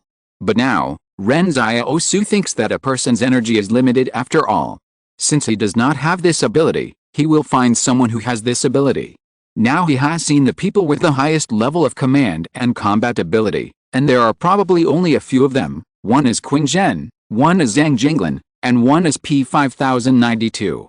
Qing Zhen is definitely not digging, and Mr. Zhang is always thinking about retirement, so Ren Xiaosu naturally locked his target on P5092. In the past 2 days, the battle report from the front line has also been transmitted back. The great victory of the main force of the 3rd Division, led by P5092, is well known in the forward base. After reading the battle report, Ren Xiaosu found that P5092 fought very beautifully whether in Dashishan, the forward base or the front line, and it seemed that all the calculations on the battlefield were in his mind. This person's talent on the battlefield is enough for Ren Xiaosu to look up to. For a while, the 4 words Daxing Northwest circled in Ren Xiaosu's mind and could not be shaken off. However, the only thing that Ren Xiaosu was a little worried about was that P5092 was too good at sacrificing others as bait, which was not in line with the tone of the Northwest. Although the people in the Northwest are not afraid of death, Ren Xiaosu can't bear to die in vain as bait. This is probably why it is difficult for him to become a commander. Even a kind elder like Zhang Jinglin chose to sacrifice the sharp knife company at the beginning, didn't he? At that time, Zhang Jinglin had already laid a backhand in the Gobi corridor in the north, but in order to prevent spies from knowing the news, Zhang Jinglin didn't tell Ren Xiaosu anything. Ren Xiaosu did not blame Zhang Jinglin, because making the calmest decision in the chaos and leading the troops to the final victory was what a commander should do. The worst thing in the world is to use morality to kidnap a commander, because there is no morality in war. Ordinary soldiers of Huazhen were running towards the arsenal, trying to race with the barbarians. A small number of barbarians used to create chaos in the front line base had all been killed by Ren Xiaosu and Yang Xiaojin. Ren Xiaosu looked in another direction and saw Mengnan suddenly fall to the ground. Liang said decisively carried Mengnan on his back and continued to flee in the direction specified by Ren Xiaosu. Ren Xiaosu muttered, "This guy finally got it. Now their relationship should heat up quickly." Yang Xiaojin lay on the roof of the clinic, looking through the scope and said, "I wonder when someone will get it. Ha, who is that person?" At this time, the special forces of the Spark had already rushed out of the arsenal. Although there was number T5 leading them, the rapid strike force of more than 100 T4 warriors was enough to scare the barbarians who were holding giant axes and fighting hand to hand. Ren Xiaosu observed that there were about 400 barbarians. The moment they confronted the special forces, they began to be suppressed. Seeing that they failed to successfully seize the arsenal, the barbarians turned around and fled to the mountains and wilderness. They also knew that they were ambushed and prepared to return to the wilderness and wait for an opportunity to come out and contain the rear of the Spark. But they still underestimated P5092's determination to clear the rear. Since this senior officer of the Spark had laid out the bait, he had no intention of letting them leave. Just when the barbarians were planning to break out, a special forces unit suddenly appeared from nowhere in the wilderness. There were only more than 400 special forces in total, 1/3 of them were in Dashishan, and 2/3 were left here. Now the barbarians' retreat was completely cut off, and there was no way to escape. Ren Xiaosu put away the black sniper and said, "The overall situation has been decided. The barbarians can't make any big waves now. Let's go and meet up with the Trinity Society." "Well, let's go." Yang Xiaojin also stood up. However, before they left, 800 meters away from the arsenal, a sky-high flame rose from the ground. The huge column of fire looked like a doomsday scene, and a lot of dust and haze spread. "Wait, that's the location of the baggage convoy," Ren Xiaosu said in a daze. "Did you see the barbarians over there just now?" "There are no barbarians over there, I'm sure," Yang Xiaojin said. "All the barbarians came in from one road, and no one approached that side, I'm sure. Someone used a TNT bomb to blow up the entire baggage convoy area, and the area is very large." "But who did it?" Ren Xiaosu looked at the area. "Is there someone other than the barbarians staring at here?" Almost at the same time, all the fire soldiers and barbarians couldn't help but look towards the place where the explosion occurred. Everyone felt a wave of hot air coming, and the air wave also swept up smoke and dust. The entire forward base seemed to be fogged. In just a moment, it was visible that the distance was only about 10 meters. An officer of the special forces shouted, "Don't be distracted, killing all the barbarians is the top priority. Open the access to the arsenal and let the soldiers in the forward base take the guns to rescue." It's not that they don't want to rescue the supplies, but killing the barbarians in front of them is more important. If they let the barbarians escape under such a perfect combat plan, it's not the commander's problem, but the executor's problem. Moreover, since the supplies have exploded, it's hard to save anything now. What they can do now is to kill all the barbarians in front of them first. Unconsciously, someone suddenly found that the sound of sniper rifles in the forward base had stopped at some point, and the sniper was nowhere to be found. Chapter 864. See the experimental subject again. How important are the materials in the forward base? Very important. The Huazhong had already rushed to build the defense line in the north, so the manpower and material resources for building the new Great Wall were huge. If Huazhong had not fought a battle with Kong, it would be no problem to use Huazhong's power to build the northern defense line. But the enemy from the north came at the wrong time. Huazhong launched a full-scale war against Kong. It was a very passive thing for them to return from the south to the north at this time. Now, if the materials from the forward base cannot be transported to the northern defense line in time, I am afraid that the refugees and fortress people who are building the new Great Wall will starve. Even the main force of Huazhong may not have enough food. And the most critical issue is the ammunition problem. The 3rd Division of P5092 has fought several hard battles in the south. The most famous artillery unit in his hands has little ammunition in stock at this time. When fighting the barbarians a few days ago, he used artillery to plow the land. Now if the shells are broken, it will probably make it difficult for the artillery unit to play. In fact, the shells used by the artillery unit are not worth much, and they are not high-tech equipment. It just takes time to produce the next batch. Therefore, when the Fire Seeds faced this war, their weakness was not in themselves, but in the previous battle with the Kong family. If they knew that someone from the north would come, they would never have launched a full-scale war against the Kong family at this time. When the person in charge of the forward base saw the explosion, he was already disheartened. At this time, Ren Xiaosu had already plunged into the haze and quickly moved towards the direction of the baggage vehicles. He covered his mouth and nose with a square scarf and put on goggles to prevent the dust from affecting his respiratory organs and eyes. The distance between him and the baggage convoy was less than 1 kilometer before. For Ren Xiaosu's speed, it only took him a few tens of seconds to arrive. But when he arrived, there was nothing here except the flames. The vehicles turned into fireballs and burned violently. Ren Xiaosu was walking and suddenly heard a movement not far away. He slowly approached, but the thing hidden in the haze actually noticed him in advance, and then turned and fled towards the wilderness. Ren Xiaosu chased after the target quickly, but the opponent's speed was not much slower than his. He took out a heavy machine gun from the space and held it in his arms, chasing the target while firing with a heavy machine gun. But the haze was too heavy, and Ren Xiaosu could not see the specific whereabouts of the target at all, so he could only shoot blindly. Seeing that he had not hit the target for a long time, Ren Xiaosu had to give up, and tried his best to distinguish the footsteps of the opponent's escape in the haze to chase the direction of the opponent. But at this time, Ren Xiaosu was a little confused. What on earth is this thing? Why are the footsteps like a beast? The sound of running away is clearly like the way the paws of cats land on the ground. But how can a beast come to blow up the baggage? Ren Xiaosu had a vague guess in his heart, but he couldn't be sure. The two sides quickly came to the edge of the forward base. At this time, Ren Xiaosu discovered that the opponent did not break through the barbed wire to come in, but dug a hole from the outside. The monster plunged into the hole and disappeared in a blink of an eye. It was not until the last moment that Ren Xiaosu saw the gray skin on the opponent's body. Experimental subject. Now Ren Xiaosu was really confused. How could it be an experimental subject? Question mark. Did those things die in Barrier 74 with the nuclear bomb of the Qing family? Since the destruction of Barrier 74, Ren Xiaosu no longer cared about the experimental subjects, because he thought that the experimental subjects must have all been destroyed. Not only did he think so, but the whole world thought so, especially the people of the Qing family. In Luo Lan's words, it was impossible for life to survive that devastating explosion. But now Ren Xiaosu realized that before the nuclear bomb arrived, there might have been experimental subjects who had left Barrier 74 in advance. This was too unexpected for Ren Xiaosu. He didn't expect to see experimental subjects here at all, and P5092 probably didn't expect it either.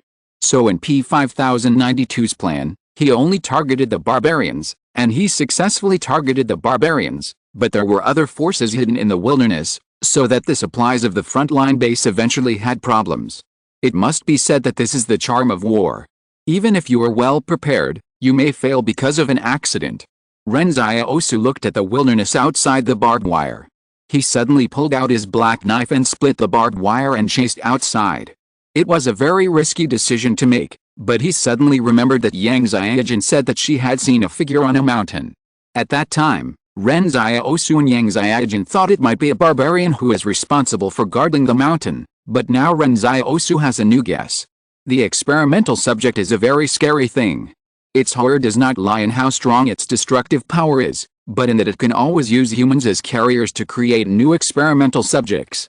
Once the number of experimental subjects exceeds 10,000, they will have the strength to break through the barriers. It has been more than an hour since the barbarian broke through the forward base. It was midnight. There was no moon tonight. There were huge dark clouds in the sky covering the land. Ren Xiaosu walked through the wilderness and approached the place where Yang Xiaojin found the figure. But just as he was about to approach the mountain, a black wind suddenly blew from the crown of an elm tree on the side of the road. The experimental subject that Ren Xiaosu had been tracking before did not flee far away, but hid in the tree canopy to attack him. In a flash, the experimental subject had already opened its arms and pounced from the sky, but just when it was about to catch Ren Xiaosu suddenly bent down and stretched out his hand. His arm passed through the gap between the experimental subject's fangs and claws, and grabbed its neck and pierced it to the ground. With a loud bang, the experimental subject was thrown to the ground like an overhand throw and fell into coma. It probably had never seen a human with such strength that could crush it so much. Ren Xiaosu looked at the experimental subject on the ground. This was the first time he observed the other party so carefully. This experimental subject should be a transformation of an adult male. All the body hair on his body had disappeared, leaving only gray and smooth skin. It looked weird and sticky, like a venomous snake, which made people feel disgusted. The other party was lying on the ground, his chest rising and falling due to breathing. Ren Xiaosu stepped on his chest with one foot, ready to end his life with a black knife. This was not the one he was chasing before, because the previous one was much faster than this one, so this was a trap. At this moment, Ren Xiaosu heard new movements in the woods. 4, 5, 6. Did he get into the nest of the experimental subjects? Ren Xiaosu grinned. That was really lucky. In the distance, the frontline base was still burning with flames, and the sound of gunfire was about to tear the sky apart. No one noticed that a thrilling life and death battle was going on a few hundred meters away from the forward base. There is also in the evening, everyone has a happy Valentine's Day. Chapter 865, Chasing the Black Robe. Ren Xiaosu had dealt with experimental subjects more than once or twice. For some reason, he always hated these strange creatures. After the destruction of barrier number 74, he was even happy for a while. But now these strange things have appeared again, so Ren Xiaosu was wondering if the figure Yang Xiaojin saw on the mountain with a target telescope before was the so-called intelligent body among the experimental subjects? This was also the reason why Ren Xiaosu chased out. If that figure was really an intelligent body, then as long as the intelligent body was killed, at least the number of experimental subjects would not increase, and the sneak attack on humans would not seem so methodical. The reason why experimental subjects gave humans a headache was that there was an individual with advanced intelligence among them. If the experimental subjects just pounced on people, then the Qing family would have killed them in the southwest long ago. In the woods, several experimental subjects slowly surrounded Ren Xiaosu. Ren Xiaosu stood there with a black knife in his hand and looked around, but the next moment when he saw the experimental subjects, he was surprised, because these new experimental subjects turned out to be barbarians. The experimental subjects transformed from barbarians were crawling on the ground, looking like brown bears, much bigger than the experimental subject he just killed. Ren Xiaosu couldn't help but wonder, where did these barbarian experimental subjects come from? Did the intelligent subject escape to the north? Yes, the experimental subjects went to destroy the supplies before, wasn't it helping the barbarians? Are those barbarians stupid, actually cooperating with such a thing that is neither human nor ghost? Exclamation mark. Or, this intelligent subject is hiding deeper. However, whether the experimental subject is a barbarian or a human from the Central Plains, it makes no difference to Ren Xiaosu. When those experimental subjects pounced on him, Ren Xiaosu no longer confronted them head-on, but used his speed advantage to move among the experimental subjects. Ren Xiaosu no longer pursued a one-shot kill, but cut the experimental subjects one by one, causing the greatest damage within his ability, without rushing or taking risks. He shuttled through the gaps, judging what he should do next with a cold look in his eyes. The killing methods in a short time may not seem so explosive, but after only 5 minutes, none of the more than 10 barbarian test subjects had intact limbs, either missing an arm or a leg, while Ren Xiaosu was clean until this time, without any injuries at all. Seeing that more than 10 test subjects were about to lose their ability to move, these test subjects stopped entangled with Ren Xiaosu and turned around to escape.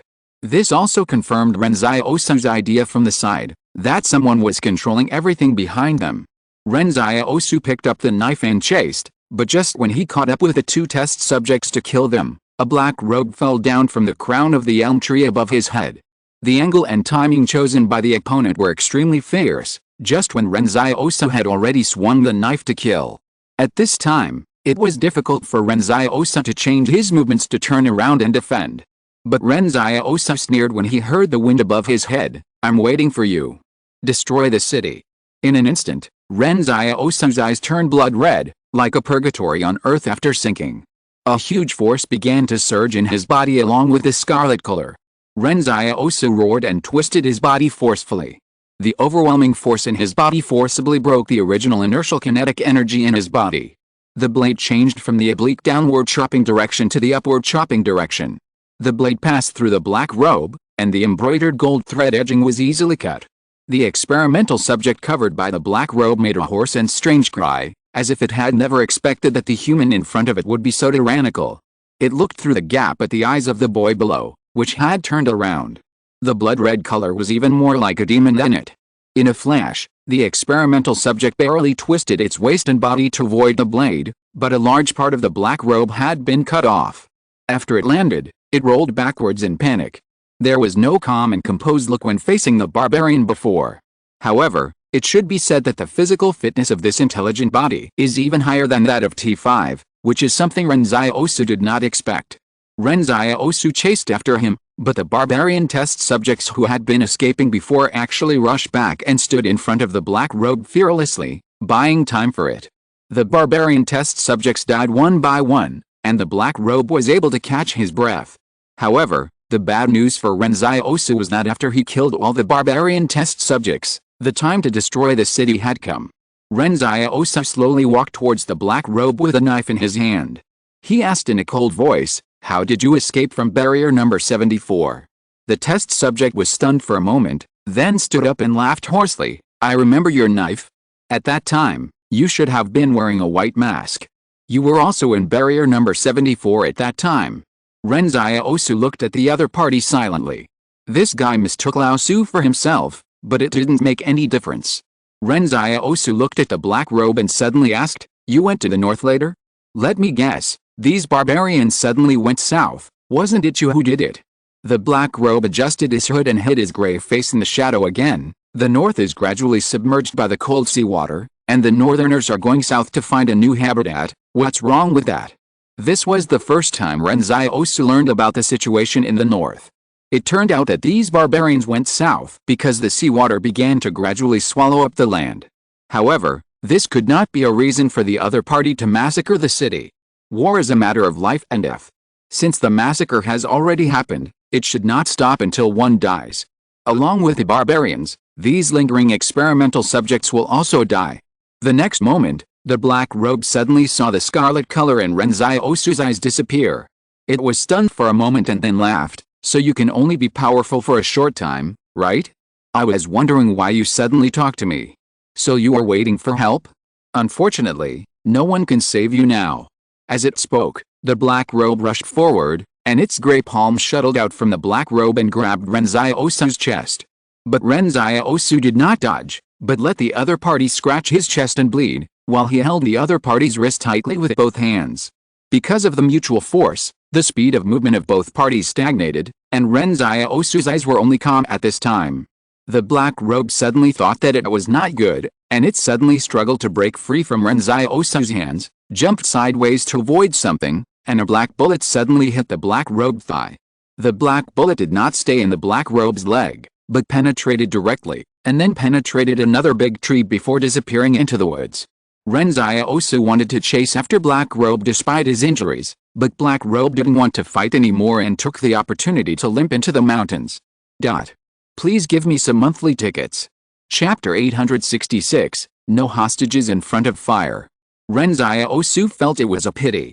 If it weren't for Old Su, the Shadow Gate, and the steam train being sealed, he would have definitely killed Black Robe here today. He didn't chase after him to kill Black Robe, because now that Old Su was sealed, his speed was far inferior to that of the other party. What surprised Ren Xiaosu was that Black Robe's physical fitness was even better than that of T5.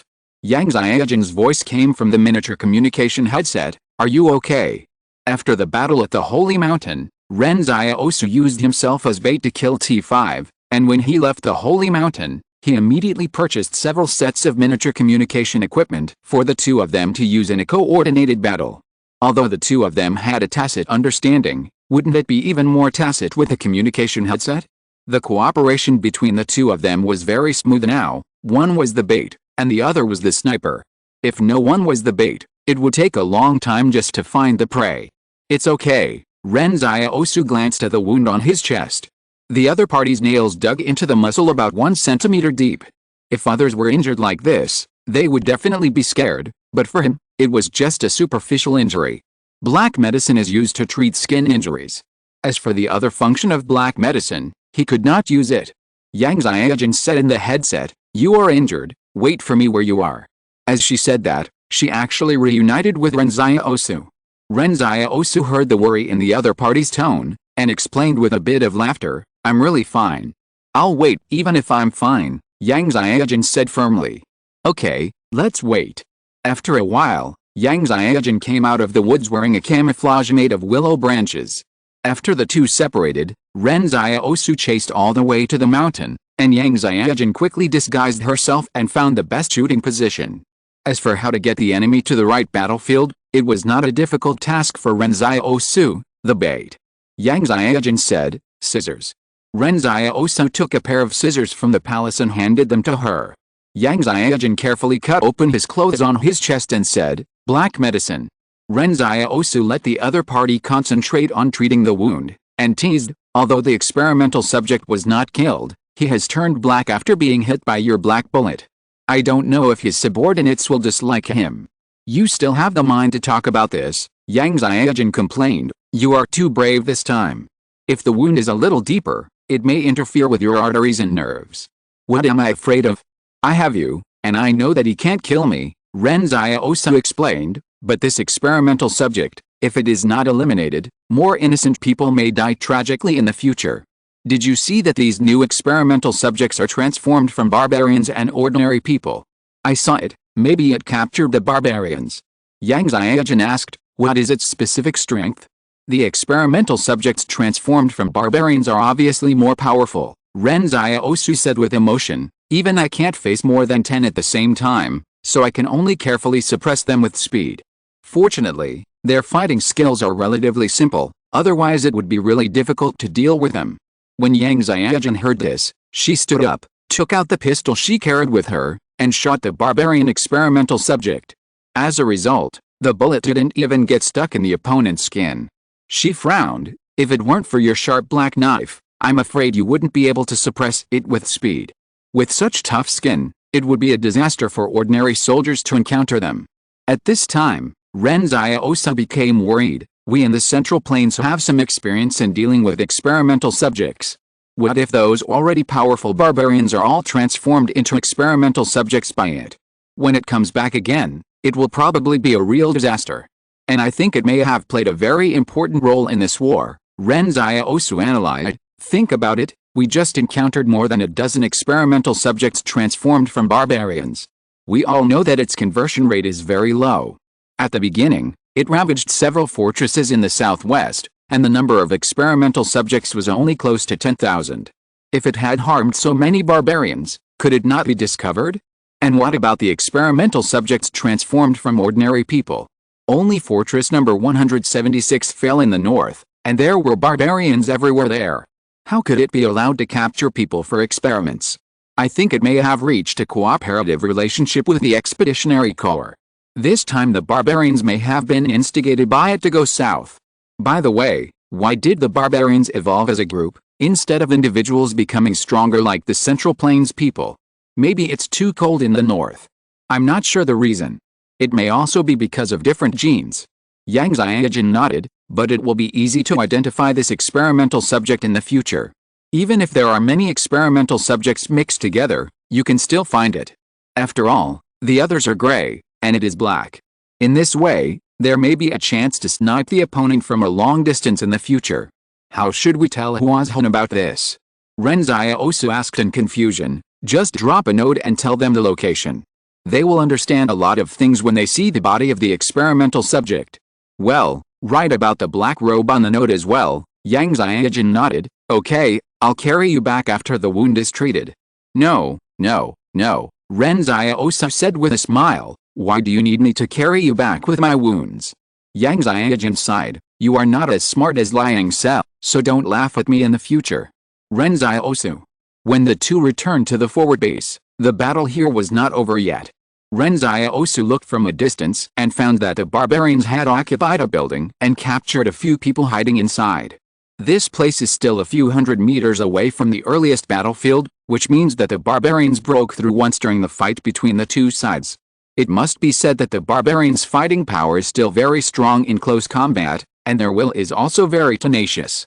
Ren Xiaosu couldn't help but sigh that these barbarians are too smart, and they can even learn to capture hostages like robbers.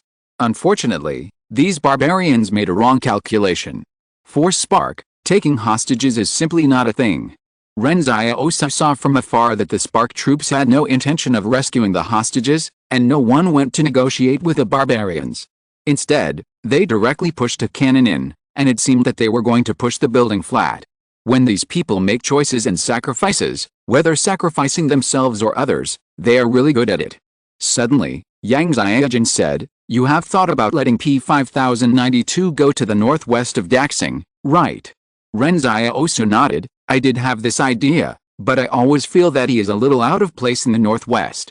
No, I think it's quite suitable, said Yang Xiaojin. Chapter 867, Not one more, not one less. Suitable. Ren Xiaosu didn't quite understand what Yang Xiaojin meant. The people of Fire Seed are too good at sacrificing others. You've seen P5092's plans. They kept the king's students in the dark. Those students were singing and dancing happily. They never thought they would be used as bait. How can such a person be suitable for the Northwest? Not suitable for the Northwest, Yang Xiaojin shook her head. Suitable for you. What do you mean? Ren Xiaosu asked curiously. You see, he likes to use others as bait to set up strategies. When he was in Dashi Mountain, he even used himself as bait, Yang Xiaojin explained patiently. And you, like to be bait? Ren Xiaosu immediately understood what Yang Xiaojin meant. When he was in the Holy Mountain, he began to use himself as bait to create a sniping environment for Yang Xiaojin. Then he used the same trick again in Dashi Mountain. In addition to this time chasing the black robe, he used himself as bait 3 times in a row. But Ren Xiaosu had the confidence, because he knew he would not die. Although Ren Xiaosu seemed injured when he met the black robe tonight, He still had a trump card that he had not used. So Yang Xiaojun meant that since P5092 liked to use bait so much, and Ren Xiaosu now had the capital to be a bait, the cooperation between the two might be very exciting. Maybe the strongest bait in history would be born. If others were to be bait, they would be worried and cautious, but if Ren Xiaosu was the bait, the enemy who came to eat the bait might be killed by the bait. If we can discuss with P5092 and always lure the enemy deep within Ren Xiaosu's ability, it would actually be very good. Yang Xiaojun rolled her eyes at him. I was just mocking you, telling you not to put yourself in danger all the time, but I see you're still thinking about it.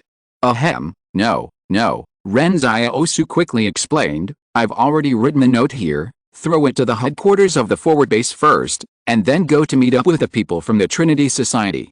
As they said that, the two of them left quickly, and within a minute they heard a cannon shot, and it seemed that Huazin had already swiftly pushed the barbarians flat. They went around in a big circle and quietly met up with Wang Jing and others, and then Ren Xiaosu and the others stayed beside the car honestly, waiting for Huazin to clean up the scene.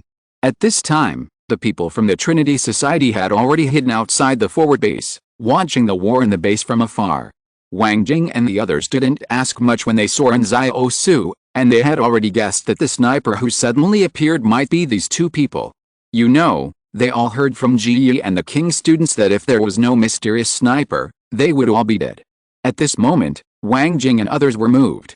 They could live longer if they traveled with Ren Xiaosu. This time, Ren Xiaosu was the first to judge that there would be an enemy attack. Ren Xiaosu whispered, if Huazhan asks.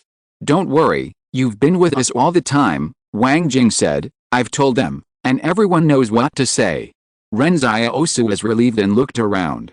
The students of King were still in shock not far from them, like a group of frightened deer.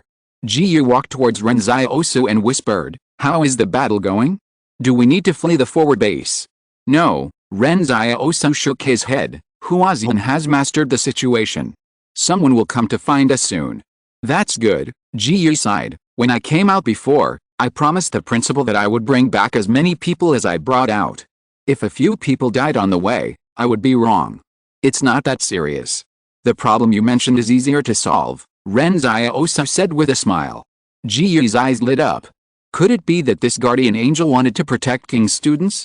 Ji Yu had not asked Ren Xiaosu about this before, because he knew that it was a bit too much to ask him to protect so many people. But if Ren Xiaosu himself asked to protect the students from death, that would be great. Ji Yu asked urgently, what do you mean? What I mean is, Ren Xiaosu said, if someone really has to die, then let other students give birth to a few on the way. That way, when you return, the number of people will still be the same. Ji Yi. Is this a human language? He said before, not one more, not one less, but when it came to Ren Xiaosu, his understanding of this sentence was immediately distorted. Ji Yi sighed in his heart. In fact, Ren Xiaosu was changing the subject. It seemed that the other party was not going to help King's students. But he couldn't say anything. Who would have the energy to care about the lives of others in a war? He glanced at Ren Xiaosu, then at King's students, and then wondered if they had really protected the students too well before. Ren Xiaosu is several years younger than them, but he has done much more than these King students. Once, this young man even shouldered the safety of the entire Hope media. Now, the students of King have not even taken off their makeup, and they look particularly miserable because of sweating or tears. I think you should persuade them to return to Luocheng, Ren Xiaosu said slowly, although I know they still have to comfort the soldiers on the front line, but you also see how dangerous this war is. If there is any accident, it is inevitable that people will die. Kjie sighed and said, this is the only way. I will go and tell them, and then Huazhong will send people to escort them back. This is the best choice, Ren Xiaosu nodded. Ji Yi returned to the team of students, and gradually there was a commotion in the team.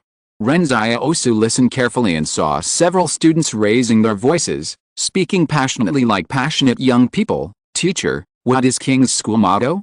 Seek truth from facts, dare to be the first, and editor-in-chief Jiang Su must stick to himself even in such a difficult situation. If we retreat when we encounter danger just after coming out, how can we have the face to be King's students? Yes, the people who look younger than us at the Trinity Society haven't said they will leave, so how can we leave? Ren Xiaosu thought, isn't this talking about me? Exclamation mark. Ji Yi didn't know how to react after hearing this. Can you be the same as Ren Xiaosu? He has killed more people than you have now combined. Ren Xiaosu listened from a distance and thought that these students were not very capable, but they were quite arrogant.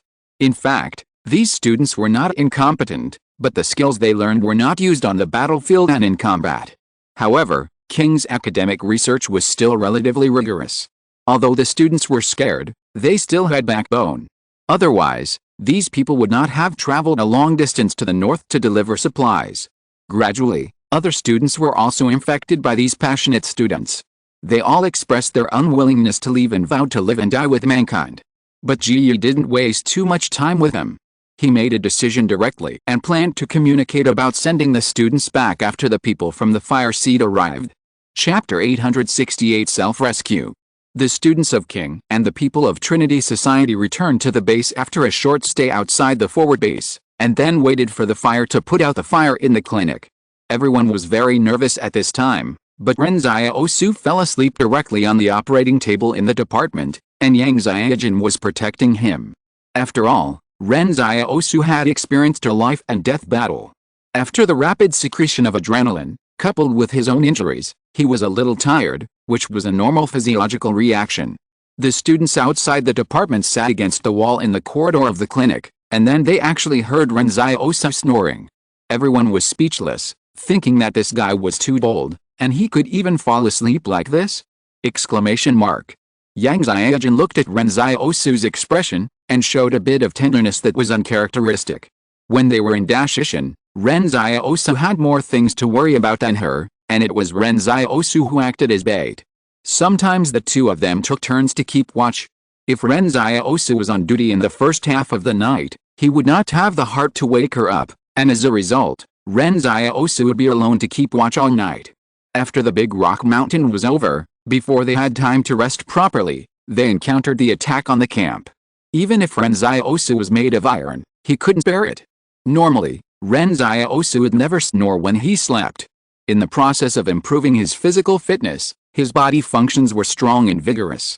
His respiratory system and cardiopulmonary functions were far superior to ordinary people, so it was impossible for him to snore.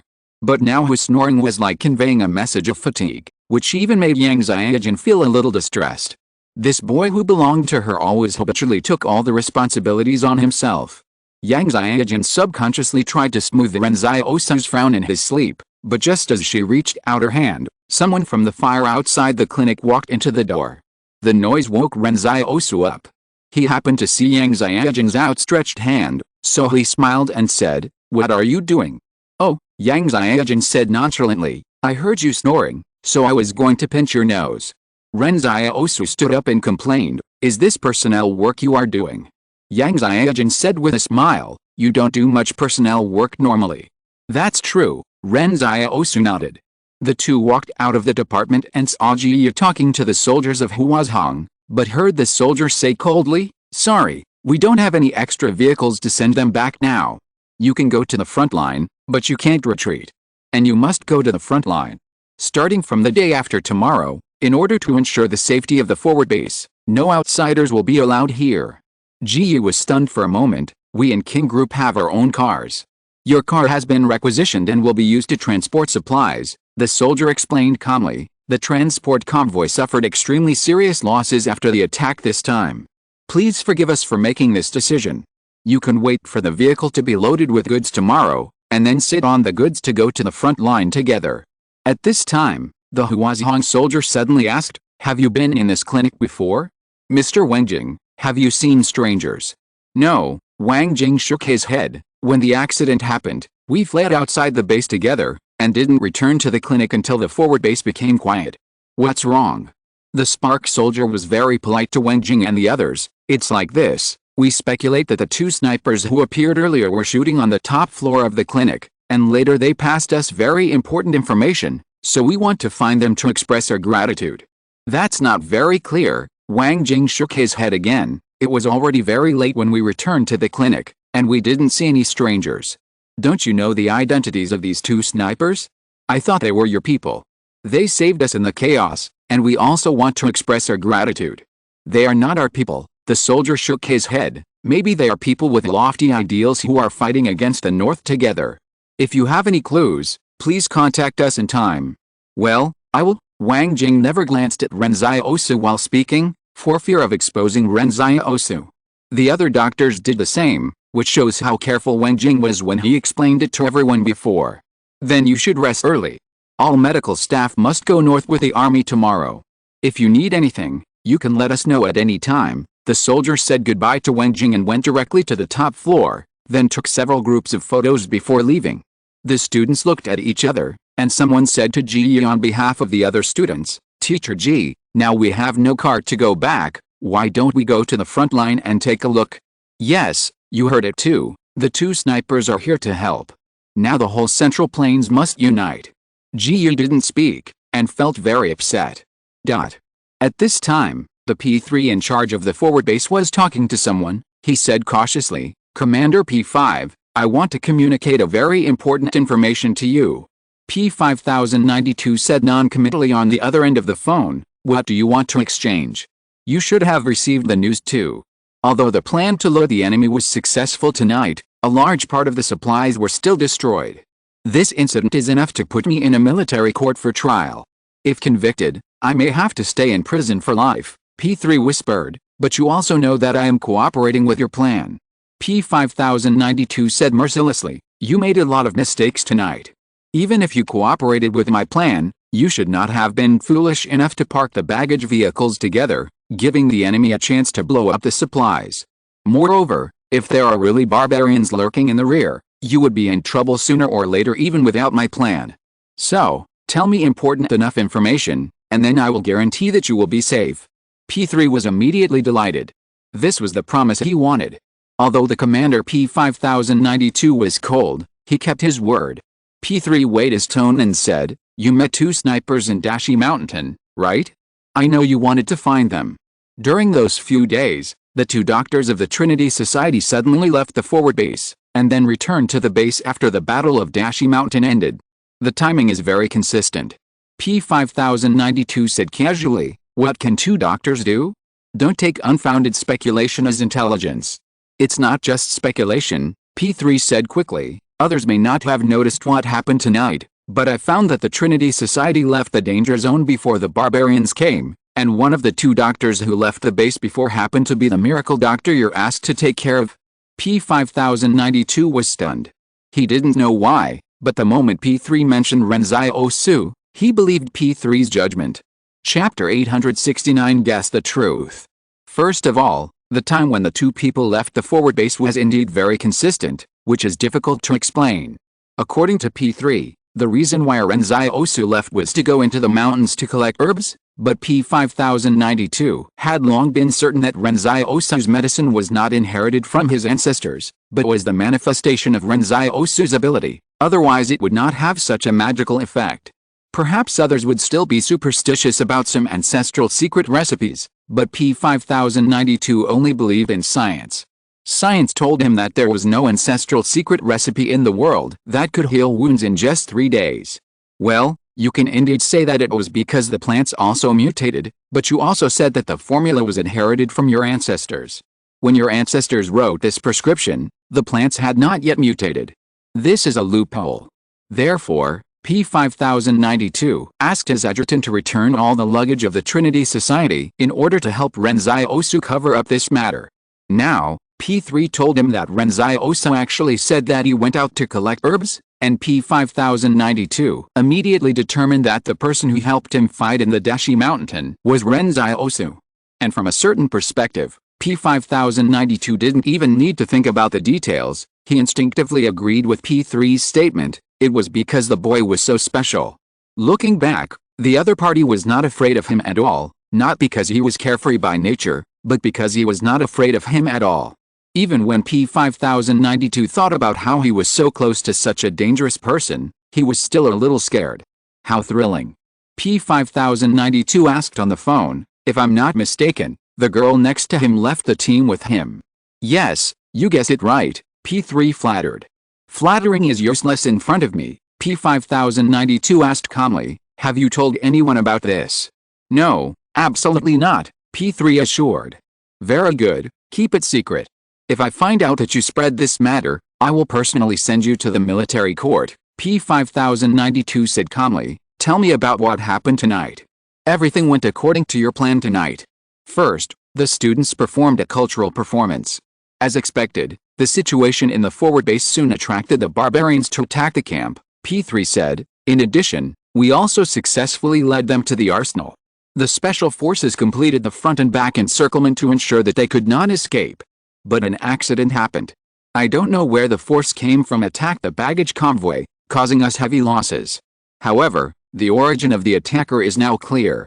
We found a note at the entrance of the command department, which said that the experimental subject reappeared and asked us to check 1.3 kilometers west of the camp. The people who are checking now should have found a clue, P3 said. Experimental subject. P5092 was stunned for a moment.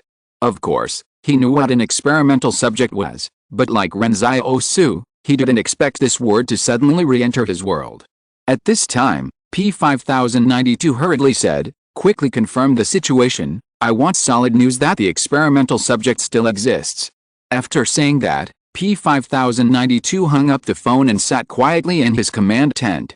He recalled his experience with Ren Xiaosu, and for some reason, a smile appeared on his face. P5092 didn't know why he was laughing, but he just felt that this matter suddenly became interesting. The only thing P5092 couldn't figure out was why such a strong fighting boy would be a doctor. Killing people and saving people at the same time? What's the purpose? No.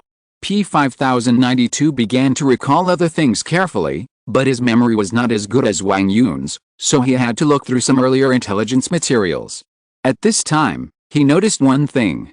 When they met the Trinity Society, the doctors had just escaped from barrier number 31. Why did Ren Xiaosu appear in barrier number 31 at that time, and what happened in barrier number 31 that day? P5092 had spent several days with his Special Forces T5, so he was also very clear about T5's repeated failures in his missions. In T5's description, the secret prison was destroyed, the ordinary prison was robbed, Kong Erdong died, and then, the intelligence agency was ambushed by a sniper, and many officers died tragically on the street. This is it, the intelligence agency was ambushed by a sniper. Sniper. P5092's smile became even stronger. He seemed to have known Ren Xiaosu's secret, so this doctor had a mission. He was about to leave, but was unexpectedly intercepted by himself, and then came to the north together. Suddenly, P5092's impression of Ren Xiaosu became more three-dimensional. This is an extraordinary person, whose ability is to materialize life-saving black medicine, and his special talent is sniping. Moreover, the opponent is not only a sniper, but also must be one of the earliest awakened extraordinary people, one of the ones whose physical fitness can crush the barbarians. To be honest, it was already amazing to be able to analyze this far, although P5092's guess was still very one-sided. For example, he didn't know about Ren Xiaosu's more than 10 abilities, and he didn't know that Ren Xiaosu's physical fitness was actually more abnormal than he imagined, and there was an even more abnormal Lao Su, and there was also a city destroyer who could make Ren Xiaosu and Lao Su even more abnormal. But this was not P5092's fault. After all, there was no one like Ren Xiaosu in the world. It was normal not to guess, and it would be a problem if you guessed. The Trinity Society would soon follow the army to the front line. P5092 suddenly felt that there seemed to be some more interesting things in this boring war. He planned to continue pretending to be ignorant, and then appreciate the other party's disguise in front of him. Thinking of this, P5092 felt a strange sense of joy in his heart. You are not pretending, but I already know everything. At this time, P3 called back, Sir, the bodies of the experimental subjects were found 1.3 kilometers away, and most importantly, there were barbarians who were transformed into experimental subjects. P5092 withdrew his thoughts about Ren Xiaosu, and asked, how did the experimental subjects die? Injured by sharp weapons, and there was only one type of shoe print nearby. These more than 10 experimental subjects should have been killed by the same person, P3 explained, because the experimental subjects are all dead. It is impossible to judge their strength, and it is also impossible to judge the strength of the person who killed them. Sharp weapons? Try shooting at the barbarian experimental subjects, P5092 said. After a bang, P3 replied, Pistol shooting, the bullet didn't even embed into the opponent's skin. How sharp a weapon must be to kill them. This must be a supernatural ability, right? P5092 was puzzled. He suddenly wondered, could this be the ability of the girl next to Ren Xiaosu? Are these two supernaturals? So the abilities of the two are, one is to materialize black medicine, the other is to materialize weapons, and both are snipers? Because of the asymmetry of intelligence, P5092 suddenly felt that his thoughts were a little confused, and he always felt that he seemed to have missed something. If Wang Yun was here, he could easily connect all the clues together, but unfortunately P5092 did not have such ability. Update. If you're listening to this novel on a channel other than Fanfic World, it means they downloaded and uploaded it without effort. We cordially invite you to visit our channel, Mundo Fanfic Novelis. There you'll find the original version of this story, and you can explore many other novels of various genres. We're waiting for you to immerse yourself in a world of incredible novels. Chapter 870. I'm still better than him. Ho Zhang did not conceal the news that there were still experimental subjects alive in this world. Instead, he told Ji Yi the news directly and openly, and then Ji Yi passed the news to Hope Media for publication. Ho Zhang believed that they needed to let everyone know that the culprit who had caused the destruction of barrier number 74 was still alive, and everyone had to be more cautious and vigilant, because among the experimental subjects that appeared this time, there were even stronger barbarians. In fact, this news was mainly shared with Wang Shi. After all, only Ho Zhang and Wang Shi were fighting against the enemy in the north. Before this, Wang Shi did not inform Ho Zhang in advance that the war was coming, and this time Ho Zhang showed unusual generosity in sharing intelligence. Jiang Su even specially praised this behavior of not hiding anything in a new page, and once again condemned Wang Shi's behavior of keeping secrets. However, now that P5092 was not traveling with him, Ren Xiaosu could not see what was written in the newspaper. To be honest, Ren Xiaosu also felt that Ho Zhang had made the right decision this time. Just like he wanted to remind Ho Zhang had an obligation to remind others in the face of justice. After all, compared to the barbarians, the experimental subjects, who are bent on killing all humans and turning all humans into gray-skinned monkeys, are more disgusting. The Trinity Society, King's students and the Sparks supply troops went north together. The Spark finally found the damaged supplies from the forward base, and only a quarter of them remained. This made all the Spark soldiers look worried, because they knew that this meant that the soldiers on the front line might not have enough food. The Spark's rear must collect all available resources as soon as possible and then transport them to the front line, otherwise they might collapse before the barbarians' tentative attack is over. The Spark soldiers are indeed determined, but if people can't even have enough food, how can they have the strength to fight? At this time, Ren Xiaosu and the people from the Trinity Society sat in the cargo box of the troop transport truck, and as the vehicle passed through the bumpy mountain road, it staggered all the way to the north. More than 10 people were in one car, which was considered a special treatment. At first, everyone thought that this was the result of treating patients and saving lives, and Hua Zhang arranged a separate car for them out of gratitude. But later, they found that other doctors and nurses in the clinic were crowded, and then they realized that it was their specialness. Then the members of the Trinity Society recalled that P3 specifically said to Ren Xiaosu when they left the forward base, P5 Commander is looking forward to seeing you again on the front line. So everyone suddenly realized that this was a special treatment specifically given to Ren Xiaosu, and everyone just took advantage of it. Those King students were not so lucky. A large number of trucks in the forward base were destroyed. When they went north again, they could only wait for Hua Zhang to load the goods and then sit on the supplies. The cold wind blew across the students' cheeks, which were full of despair, and then drifted away. Ji Yi also wanted to find the P3 at the forward base to solve this matter. Ji Yi said seriously, these students also came here specially to deliver supplies. We sent so many supplies and medicines, why did they end up being treated like this? As a result, P3 replied calmly, on behalf of Hua Zhang, I thank you all for donating supplies, but I don't think this can affect our combat plan. Mr. G, you have also seen that there are not enough vehicles. P3 continued, and I think it is also correct for you to put your hopes on me, Hua Zhang. If Hua Zhang is destroyed, who can stop the barbarians for Little Cheng next? Kong family? Kong family is already dead in name only. So if Hua Zhang is gone, then the entire Central Plains will have to face the expeditionary army that is marching straight in. Kong family has already seen a wave of refugees. They want to flee further south, but if Huazhong is gone, it will be useless for them to flee anywhere. As P3 said, a large number of Kong family residents and refugees began to flee south. Some people were afraid of war, and some people were because they could not find food. The fire troops took away all the supplies that could be collected from the number 31 and number 32 barriers. The residents of the barriers could not buy food even if they had money, so they had to go out of the barriers to find a way to survive. It has only been less than half a month, and the bark in the number 31 and number 32 barriers has been eaten clean. Ji thought for a while and said, but everyone came to the north with good intentions. You can't treat a group of students like this. P3 shook his head. I know it's good intentions, but emotions are useless in war. Fire only looks at the results. This is probably why many people hate fire. The students came to deliver supplies, but now they have to suffer, but fire doesn't think they have done anything wrong.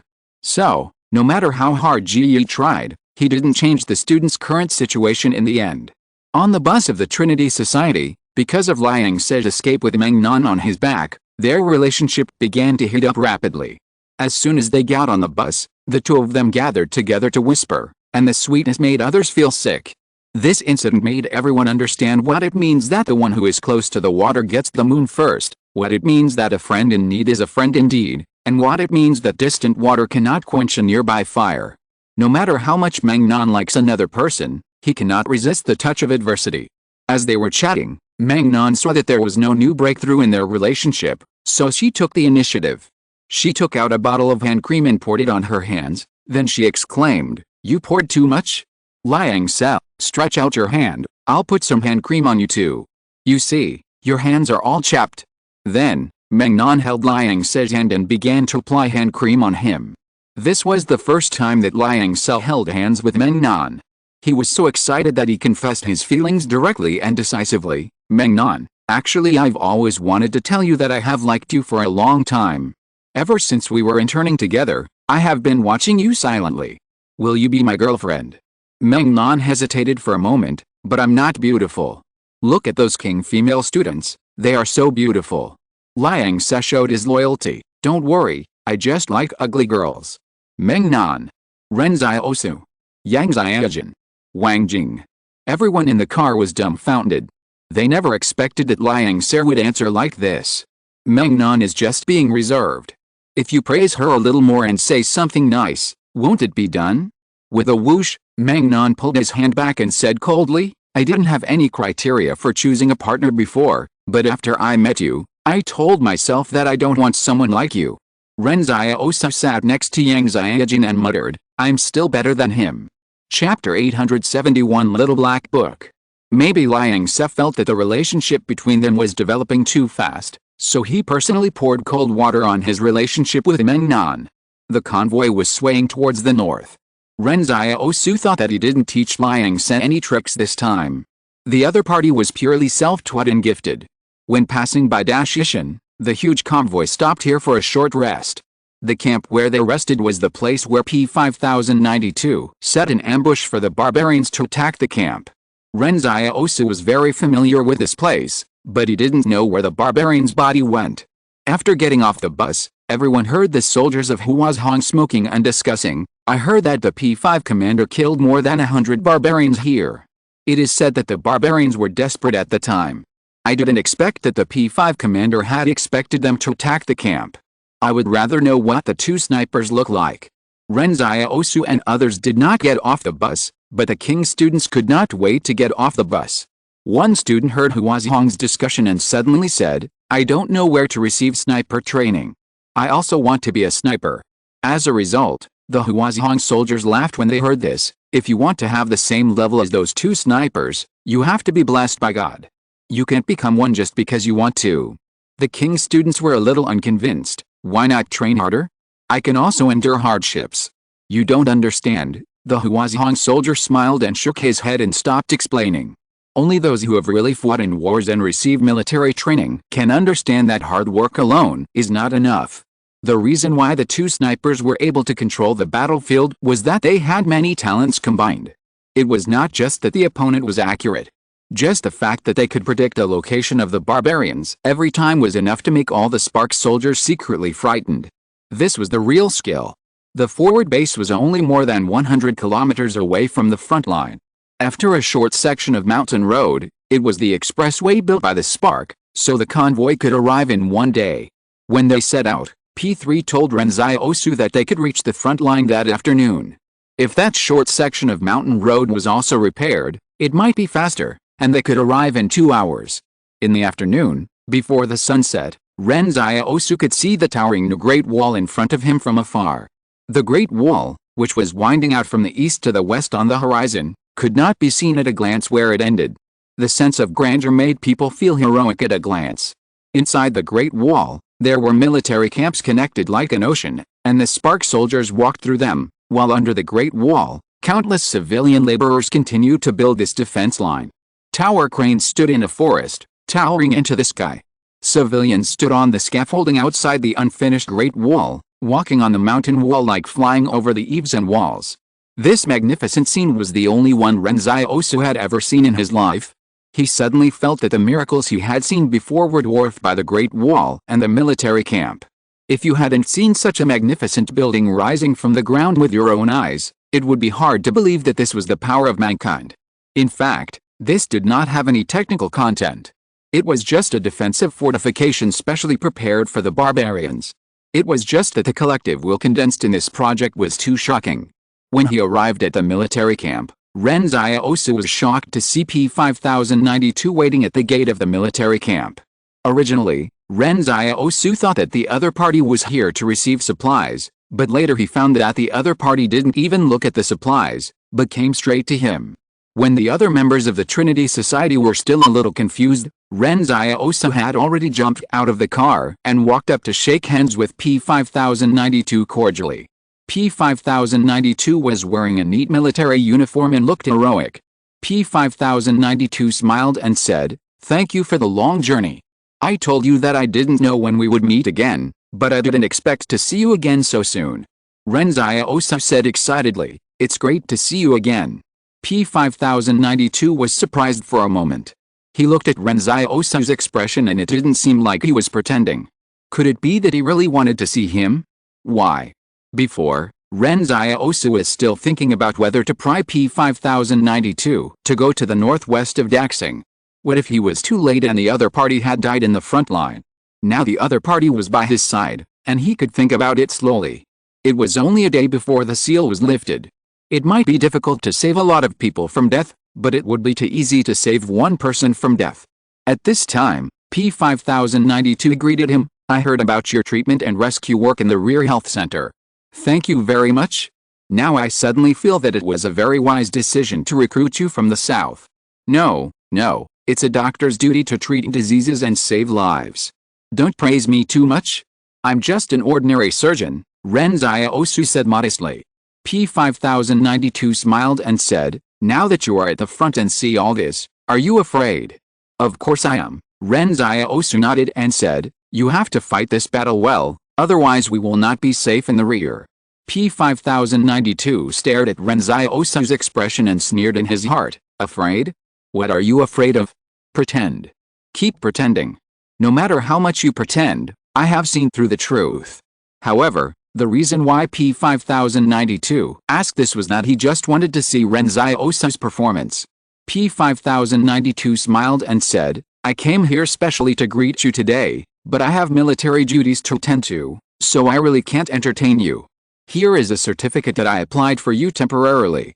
With this certificate, you can enter and leave the army freely." Ren Xiaosu was stunned for a moment, and he saw P5092 handing him a certificate. This certificate was not even as big as a palm. It was a small black book, and when it was opened, there was no photo inside, but a red seal, which was the official seal of the 3rd Division Command. Ren Xiaosu didn't know what this certificate could be used for, but from what P5092 said, it seemed to be very powerful. "Thank you," Ren Xiaosu said with a smile. "I just want to take a look around the army." "Okay, I'll leave first. You guys do as you please," P5092 said and turned to leave.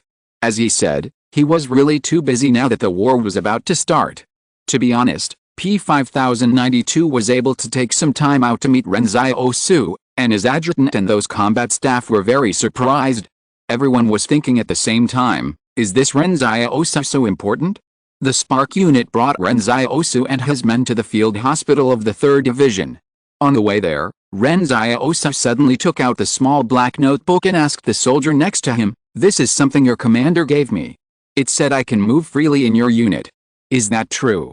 He found that the soldier being questioned suddenly became respectful. "Yes, Commander, as long as you hold this certificate, you can move freely in the 3rd Division." Ren Xiaosu muttered to himself, "This little black notebook is so useful. The other party has started to call him Commander?"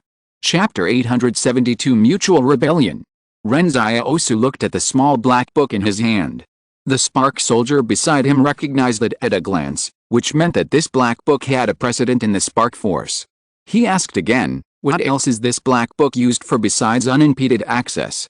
"Oh," the Spark soldier thought to himself, that the commander gave you the small black book, but didn't even tell you what it was used for.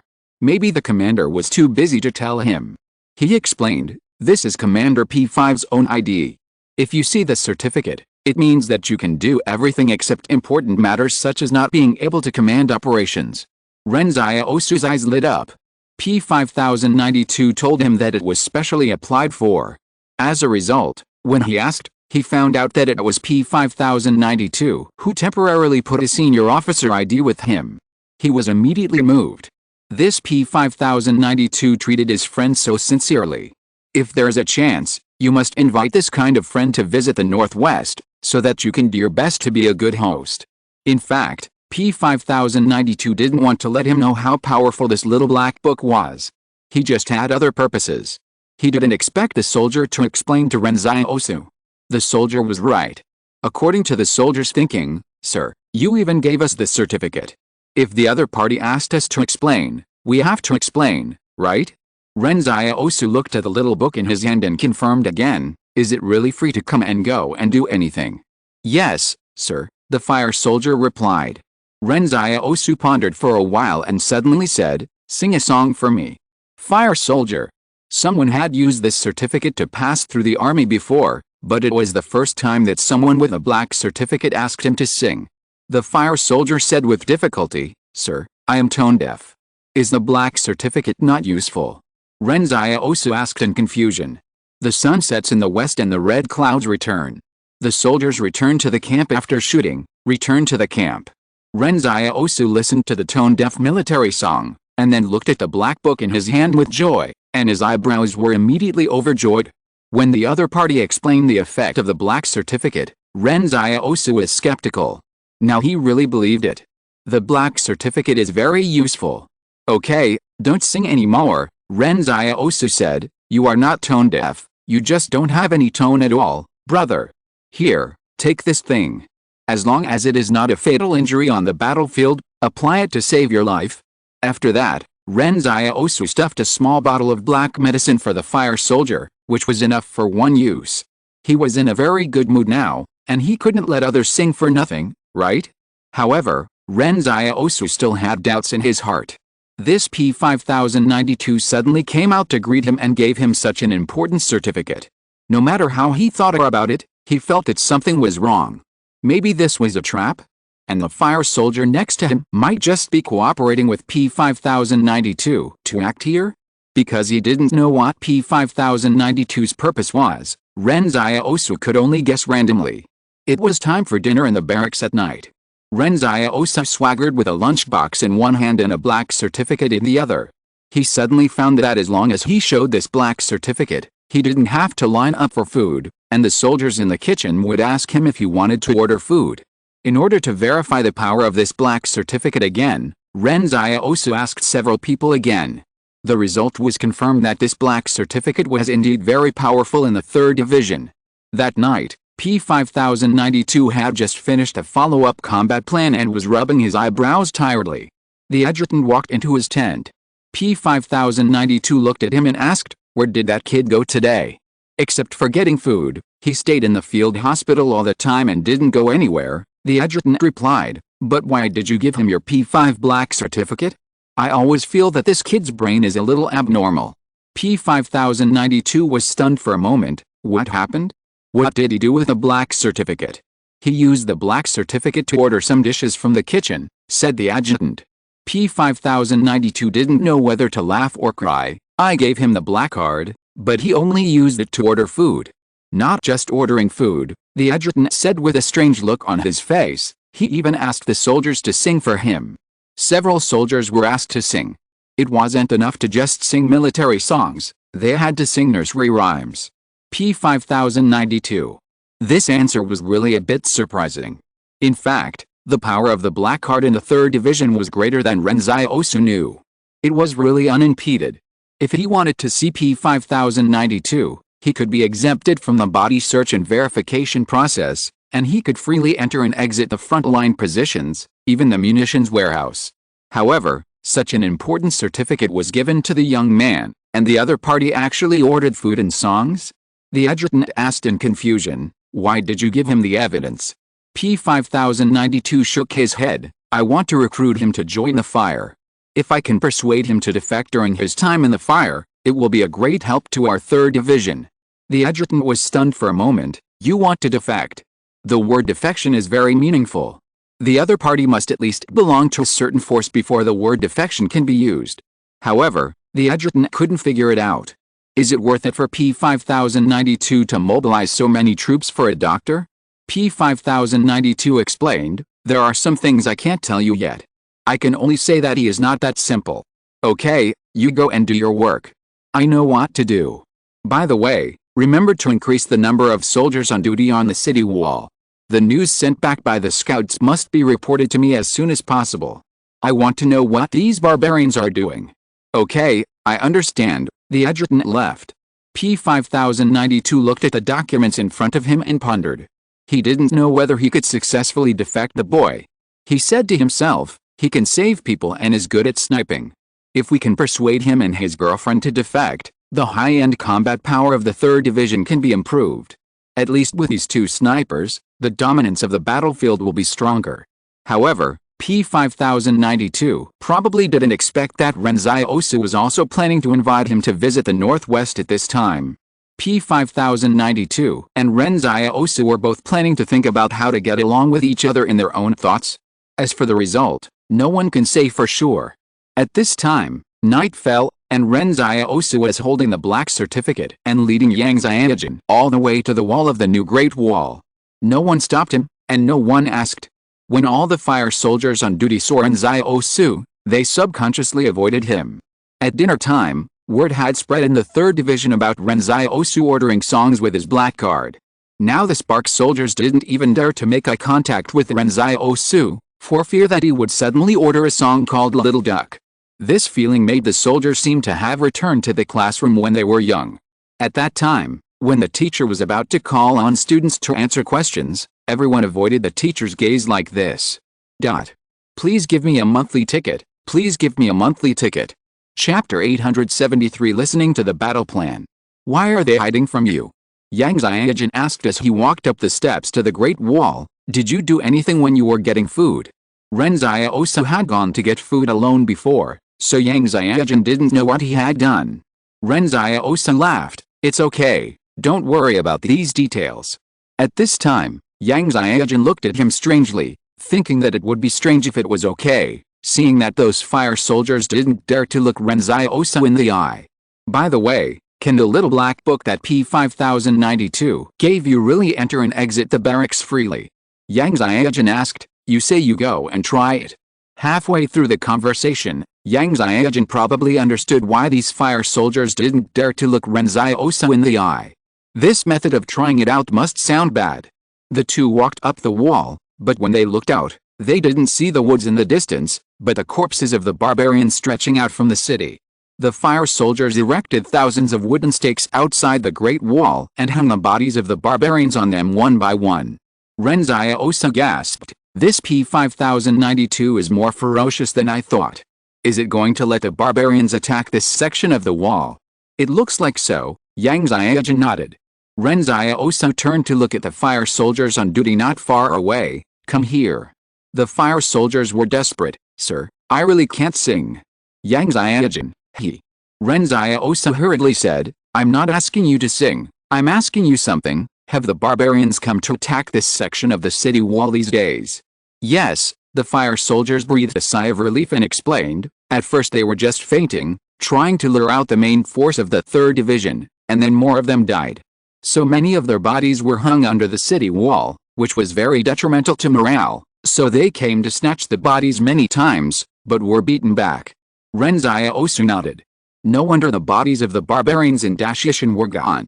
It turned out that they were transported here by P5092. P5092 was also a ruthless person. He saw that there were no bodies under the city wall where other troops were stationed. When the battle started, this place would probably suffer the most attacks. Ren Xiaosu asked, it's spring now, and the weather will get hotter and hotter. These corpses hanging outside the city wall may cause plague. Even through the city wall, the virus may be blown over by the wind. It's okay, the fire seed soldier said, these corpses have been pickled with lime. Even Ren Xiaosu, who has no taboos, was a little speechless when he heard this. Why are the fire seed soldiers so fierce? They are like pickled vegetables. However, at this moment, dense black spots appeared on the horizon. The fire seed soldier said to Ren Xiaosu, Sir, hurry down. The barbarians are coming. As he said that, the soldier began to report the enemy situation on his communication channel. After only 2 minutes, the entire 3rd Division was in action, and P5092 also quickly came to the city wall. P5092 didn't bother to greet Ren Xiaosu, and directly picked up the telescope to look. What are they doing? Ren Xiaosu asked. Look, P5092 smiled and handed the telescope to Ren Xiaosu. These barbarians are just doing useless work. Ren Xiaosu looked through the telescope and saw that the barbarians had brought some wooden stakes from a distance and hung the bodies of Central Plains people on them. However, this behavior was completely useless to cold-blooded animals like the Spark soldiers. The people on the Spark side probably like to say emotions are useless.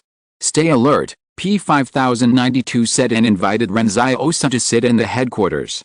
After entering the headquarters, Ren Xiaosu swaggered in front of the adjutant and various combat staff officers, pulled 2 chairs and sat down, and there was another chair for Yang Xiaojin. He picked up the newspaper on the table and asked curiously, You have so many bodies hanging outside the city, aren't you afraid that they will concentrate all their forces on you? Don't worry, P5092 shook his head, the 3rd Division is the main firepower unit in the Fire Seed. If the barbarians come here, they will only ask for trouble. Besides, the barbarians are cunning. They have been trying to attack the 3rd Division's base these days, but when the general attack comes, they may attack other city walls unexpectedly. Oh, Ren Xiaosu understood. It turned out that P5092 also had his own plans. The other party had hit the barbarians head-on several times in the past few days, and then deliberately created hatred, but in fact, when the barbarians launched a general attack, this might be the area with the least barbarians troops, but aren't you afraid that your cleverness will backfire? What if they really plan to attack you? The supplies in the rear are destroyed, and you may not have enough shells, right? P5092 smiled and didn't want to answer this question. Instead, he asked about Ren Xiaosu's life. How is it? Are you satisfied with her arrangements after coming to the front line? The field hospital was also built temporarily, and you were also allocated temporary dormitories. Satisfied, very satisfied, Ren Xiaosu said with a smile. The field hospital was an independent area in the entire military camp. There were no brick and stone buildings, but only temporary military tents. Originally, he and Yang Xiaojin should have shared a dormitory with others. After all, this was the condition during wartime, and everyone slept in their clothes. However, after P5092 specifically instructed, the field hospital actually vacated 2 separate small tents for the 2 of them. Only the 2 of them and the director of the field hospital had this treatment. P5092 smiled and said, Keep the little black book I gave you, but don't ask the soldiers to sing again. Ho ha, Ren Xiaosu said awkwardly, I just want them to relax. Okay, you go ahead. I'll read the newspaper and leave. Well, it's up to you, P5092 said, and then he began to call the adjutant and the combat staff to a meeting. On the one hand, they were to convey the news brought back by the scouts, and on the other hand, they were to formulate the next combat plan based on this news. During this period, P5092 and others did not avoid Ren Xiaosu and Yang Xiaojun in the meeting. They let Ren Xiaosu listen in on the barbarians' movements and Huazhong's plans, as if Ren Xiaosu was really a member of Huazhong.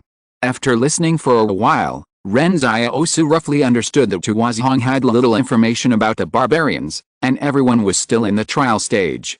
The most important task of the 3rd Division now was not to effectively kill the barbarians, but to find out how many troops the Expeditionary Corps had. As the saying goes, knowing yourself and the enemy will ensure victory in every battle. Only by finding out how many barbarians there are, Huazhong can know what to do next. What if they thought that the barbarians only had 100,000 people, and then the other side showed up with 100,000 more? Then everything would be over. Chapter 874 Unimpeded Passage. As P5092 and others were having a meeting, Ren Xiaosu calmly read the newspaper. The adjutant beside him thought to himself, "You are too familiar with others. Do you listen to military secrets casually? Can't you avoid it yourself?" However, he remembered that P5092 said he wanted to instigate rebellion, so he shut up and didn't say anything. Ren Xiaosu looked at the newspaper. He hoped that the media's newspaper would have 16 pages before, but now the content has been temporarily expanded to 24 pages, 8 of which are about war, in order to fully report this war. What surprised Ren Xiaosu was that the newspaper actually said that the 178th Fortress also sent troops to the Central Plains, and it was expected to arrive in 7 days, and the commander of the 178th Fortress, Zhang Jinglin, had already held a telephone conference with Wang Shengzi, and the two sides had formulated a common battle plan. In this news, Ren Xiaosu was stunned to see the name of the brigade commander Zhang Xiaoman. He muttered to himself, Zhang Xiaoman was promoted too quickly, and he became the brigade commander? But the barbarians are not so easy to deal with. I don't know if this Northwest Army has a good countermeasure. To be honest, Ren Xiaosu wanted to leave Huazhan and join Fortress 178. Fighting with Huazhan was not as exciting as fighting with the brothers in the Northwest. Ren Xiaosu stood up and left. He said hello to P5092 who was in a meeting. "Begone." P5092 said with a smile, "Come and sit often." This casual greeting was like an old friend saying goodbye to the boss of a noodle shop he often visited. After Ren Xiaosu left, the adjutant couldn't help but say, "Sir, why do you think so highly of this guy?" "Continue the meeting," P5092 said calmly. "I think the plan to subvert him now is very necessary. The 3rd Division lacks high-end individual combat capabilities. We can't always rely on those special forces. I have already applied to the headquarters to send me T5, but the problem is that there are so many main forces and everyone is applying. Now the times have changed." As a senior officer with war wisdom, P5092 naturally knows that high-end combat power can also play a huge role in group operations, so he is so eager to subvert Ren Xiaosu. He held a meeting in front of Ren Xiaosu because he thought that even if he failed to persuade the rebels to revolt, if a war really broke out, Ren Xiaosu and Yang Xiaojun would act alone, and at least they would know what Huazhan was going to do. One good thing about this war is that there is no need to worry about spies. At least the barbarians have no time to develop spies. On the way back to the field hospital, Ren Xiaosu whispered to Yang Xiaojun, "Do you think P5092's attitude towards me is a bit strange?" "I can see it," Yang Xiaojun said nonchalantly. "Even the meeting where officers formulate combat plans allows you to sit in. It's impossible not to say it's strange." And he gave me the P5 level officer certificate, allowing me to enter and leave the barracks freely. Ren Xiaosu continued to mutter. "What do you want to say?" Yang Xiaojun raised his eyebrows. Ren Xiaosu pondered for a moment. Could he like me? That won't do. I have to find a chance to tell him that I have someone I like. Yang Xiaojun. Is that what you think? Ahem, just kidding, Ren Xiaosu said. I mean, could this guy have guessed that we helped him in Dashi Mountain and Kyanjin Base? It's possible, Yang Xiaojun said. After all, we were suspected of going out of Kyanjin Base to collect herbs in Dashi Mountain. So, he guessed that we are the two snipers. Ren Xiaosu nodded, and maybe he guessed that we are from the northwest like Wang Yun. Yang Xiaojun frowned, but he couldn't rule out this possibility. Ren Xiaosu continued, so, he is showing goodwill to us now, allowing us to come and go freely, and letting us sit in on military meetings. He may want to develop the Northwest. In Ren Xiaosu's opinion, if the other party guessed their identity and then showed such a good attitude, it would be like saying, turn me against you quickly. For a moment, in Ren Xiaosu's mind, P5092 had become a good comrade who wanted to go to Daxing Northwest on his own initiative. He never thought that the other party actually wanted to turn him against him. Ren Xiaosu never thought about it at all. What he didn't know was that although P5092 had an extraordinary talent for command, he did not have as strong a memory as Wang Yun. From a different perspective, P5092 was a tactical genius in the macro aspect, while Wang Yun's ability focused on the clues and the details, which was completely different. Therefore, P5092 did not know that Ren Xiaosu belonged to the Northwest, he just wanted to turn Ren Xiaosu against him. When he returned to the field hospital at night, Ren Xiaosu saw a group of students gathered at the door of the field hospital and were stopped inside by a combat team.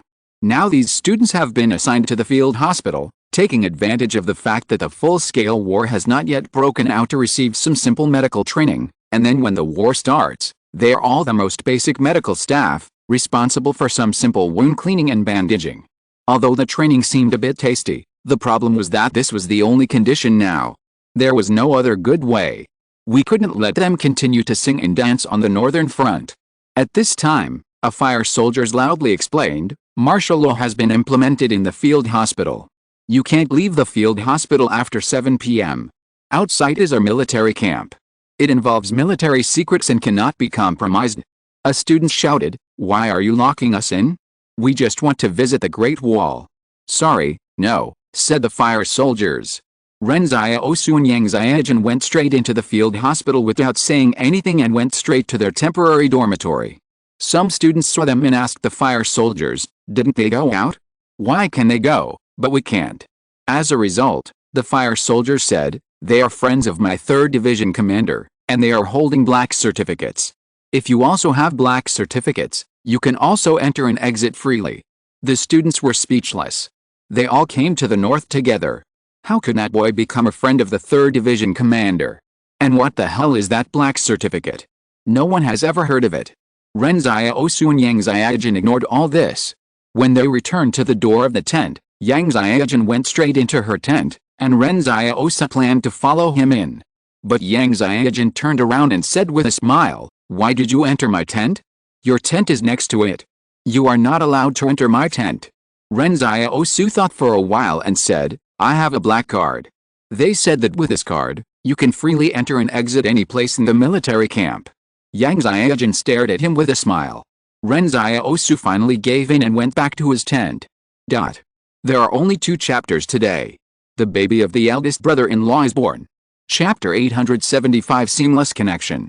In the morning, the entire military camp blew the reveille at 6 o'clock. Even in the war, the Fire Seed unit did not relax its training. The soldiers of the 3rd Division, who did not need to be on duty on the Great Wall, began to do simple exercises. In the words of P5092, self-discipline is a habit, and this habit must be maintained at all times. At 6:30, the soldiers basically ran around the barracks, and Ren Xiaosu passed through the busy military camp, which made some combat teams that were running directly change their routes and run away from him. Ren Xiaosu went straight to the headquarters tent. At this time, P5092 was already standing next to the sand table and began to study tactics. On the entire sand table, the south of the Great Wall was full of red flags, while the north of the Great Wall was full of blue flags. However, there were also purple flags among them.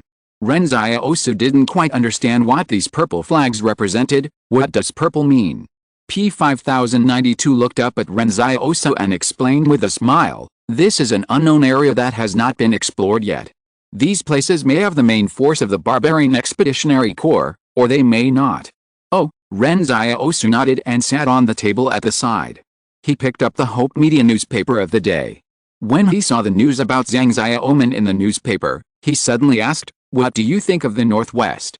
P5092 was stunned for a moment. "Do you mean the regional culture of the Northwest, or the 178 Fortress?" 178 Fortress, Ren Xiaosu said. "Look, they have also come to participate in this war." P5092 said seriously, "I have always admired the 178 Fortress. You know, They have been guarding the Central Plains civilization for no shorter time than the Spark. Although the two sides have different ways of guarding the Central Plains civilization, they have the same goal and everyone's end point is the same. Ren Xiaosu was delighted when he heard this. He thought to himself that it was no wonder that P5092 showed goodwill to him. It seemed that he really wanted to go to Daxing Northwest. Now he had expressed his position, right? P5092 looked at Ren Xiaosu's expression and asked in confusion, "Why are you suddenly smiling and dazed?" "Ahem, it's okay," Ren Xiaosu said. "Well, can you ask your orderly to bring breakfast directly to me? I'll eat breakfast while reading the newspaper." P5092 didn't know whether to laugh or cry. "You're really not polite at all." Ren Xiaosu blinked. "We'll be a family soon, why are you still polite?" At this time, P5092 was overjoyed. He thought to himself, could it be that this young man had understood the purpose of his goodwill, so he wanted to join the fire? That's why the other party said that they would be a family soon. Originally, P5092 thought that the work of subversion was a long and arduous task, and planned to take it slowly, but he didn't expect it to be so easy. P5092 was very happy when he thought of this. He called the orderly. "Go, prepare some food. My friend and I are going to have dinner at the headquarters." At this time, Ren Xiaosu said, "But everything has to wait until you win the war." In Ren Xiaosu's opinion, although he wanted to recruit P5092, after all, with the barbarians at hand, he couldn't let the 3rd Division of the Fire Division change its generals at the last minute. That might lead to a disaster. For example, the main force like the 3rd Division, the entire Fire Division only has 6 divisions. A senior general like P5092 can't be replaced by anyone. If P5092 leaves now, it may lay hidden dangers for this war. Although Ren Xiaosu didn't think about whether he and P5092 had misunderstood each other. Ren Xiaosu was determined, let's win this war first. If we lose this war, it's useless to say anything. P5092 listened to this sentence and immediately understood a different meaning. He thought to himself, did this boy want to see his command ability? There is nothing wrong with him examining me. The strong only join forces with the strong. This is as it should be. But it can't be just the other party examining me. I don't recruit everyone. He smiled at Ren Xiaosu and said, but I have to make sure you are strong enough. Ren Xiaosu thought, does P5092 have to be sure that he is strong enough before he is willing to follow the strong to the northwest? Ren Xiaosu nodded and said, you will see it with your own eyes. The two smiled at each other, as if they had both got the answer they wanted. Both parties had their own thoughts, but the topics they talked about were inexplicably connected seamlessly. Ren Xiaosu said, yesterday, I heard you say in the meeting that you were going to take the initiative? The Great Wall is well defended, why take the initiative to attack? P5092 explained, our ultimate goal is not to defend the south of the Great Wall, but to make the barbarians pay with blood and roll back to their north. So just defending the Great Wall is definitely not enough, we must fight back to barrier number 176, or even fight to the grassland. I see, Ren Xiaosu nodded, but it's a bit hasty to take the initiative to attack now during the trial stage. The barbarians obtained the hot weapons of the Central Plains civilization from fortress number 176, and are now hiding in the forest in the north, distributed in more than 10 places, P5092 said, as long as these more than 10 firepower points are still there, even if we win the battle on the Great Wall, we dare not pursue them at will. You must know that the purpose of war is to kill and injure the enemy as much as possible, and then to obtain the final victory. Otherwise, if these expeditionary corps retain their strength and return to the north, they will come back in the future. This time, we must beat them so hard that they can't breathe within 20 years. If we give Huazhong a few more years, we may have the opportunity to go to the north and catch them all in one fell swoop. Ren Xiaosu thought that Huazhong was still ruthless, so he asked, then what are you going to do? Yesterday, the barbarians brought the human corpses from Fort 176 and hung them on wooden stakes in an attempt to provoke us. So we plan to take advantage of the situation and pretend that we are angry about seeing the corpses. We will launch a feint attack and then take the opportunity to figure out the barbarians' firepower deployment, P5092 explained. If conditions permit, We can also send some scouts in to conduct laser guidance on those firepower deployment positions and use long-range firepower to give the barbarians a head-on blow. But this should be difficult, P5092 continued. After all, the barbarians are strong, and our scouts may not be able to get close to their firepower deployment points.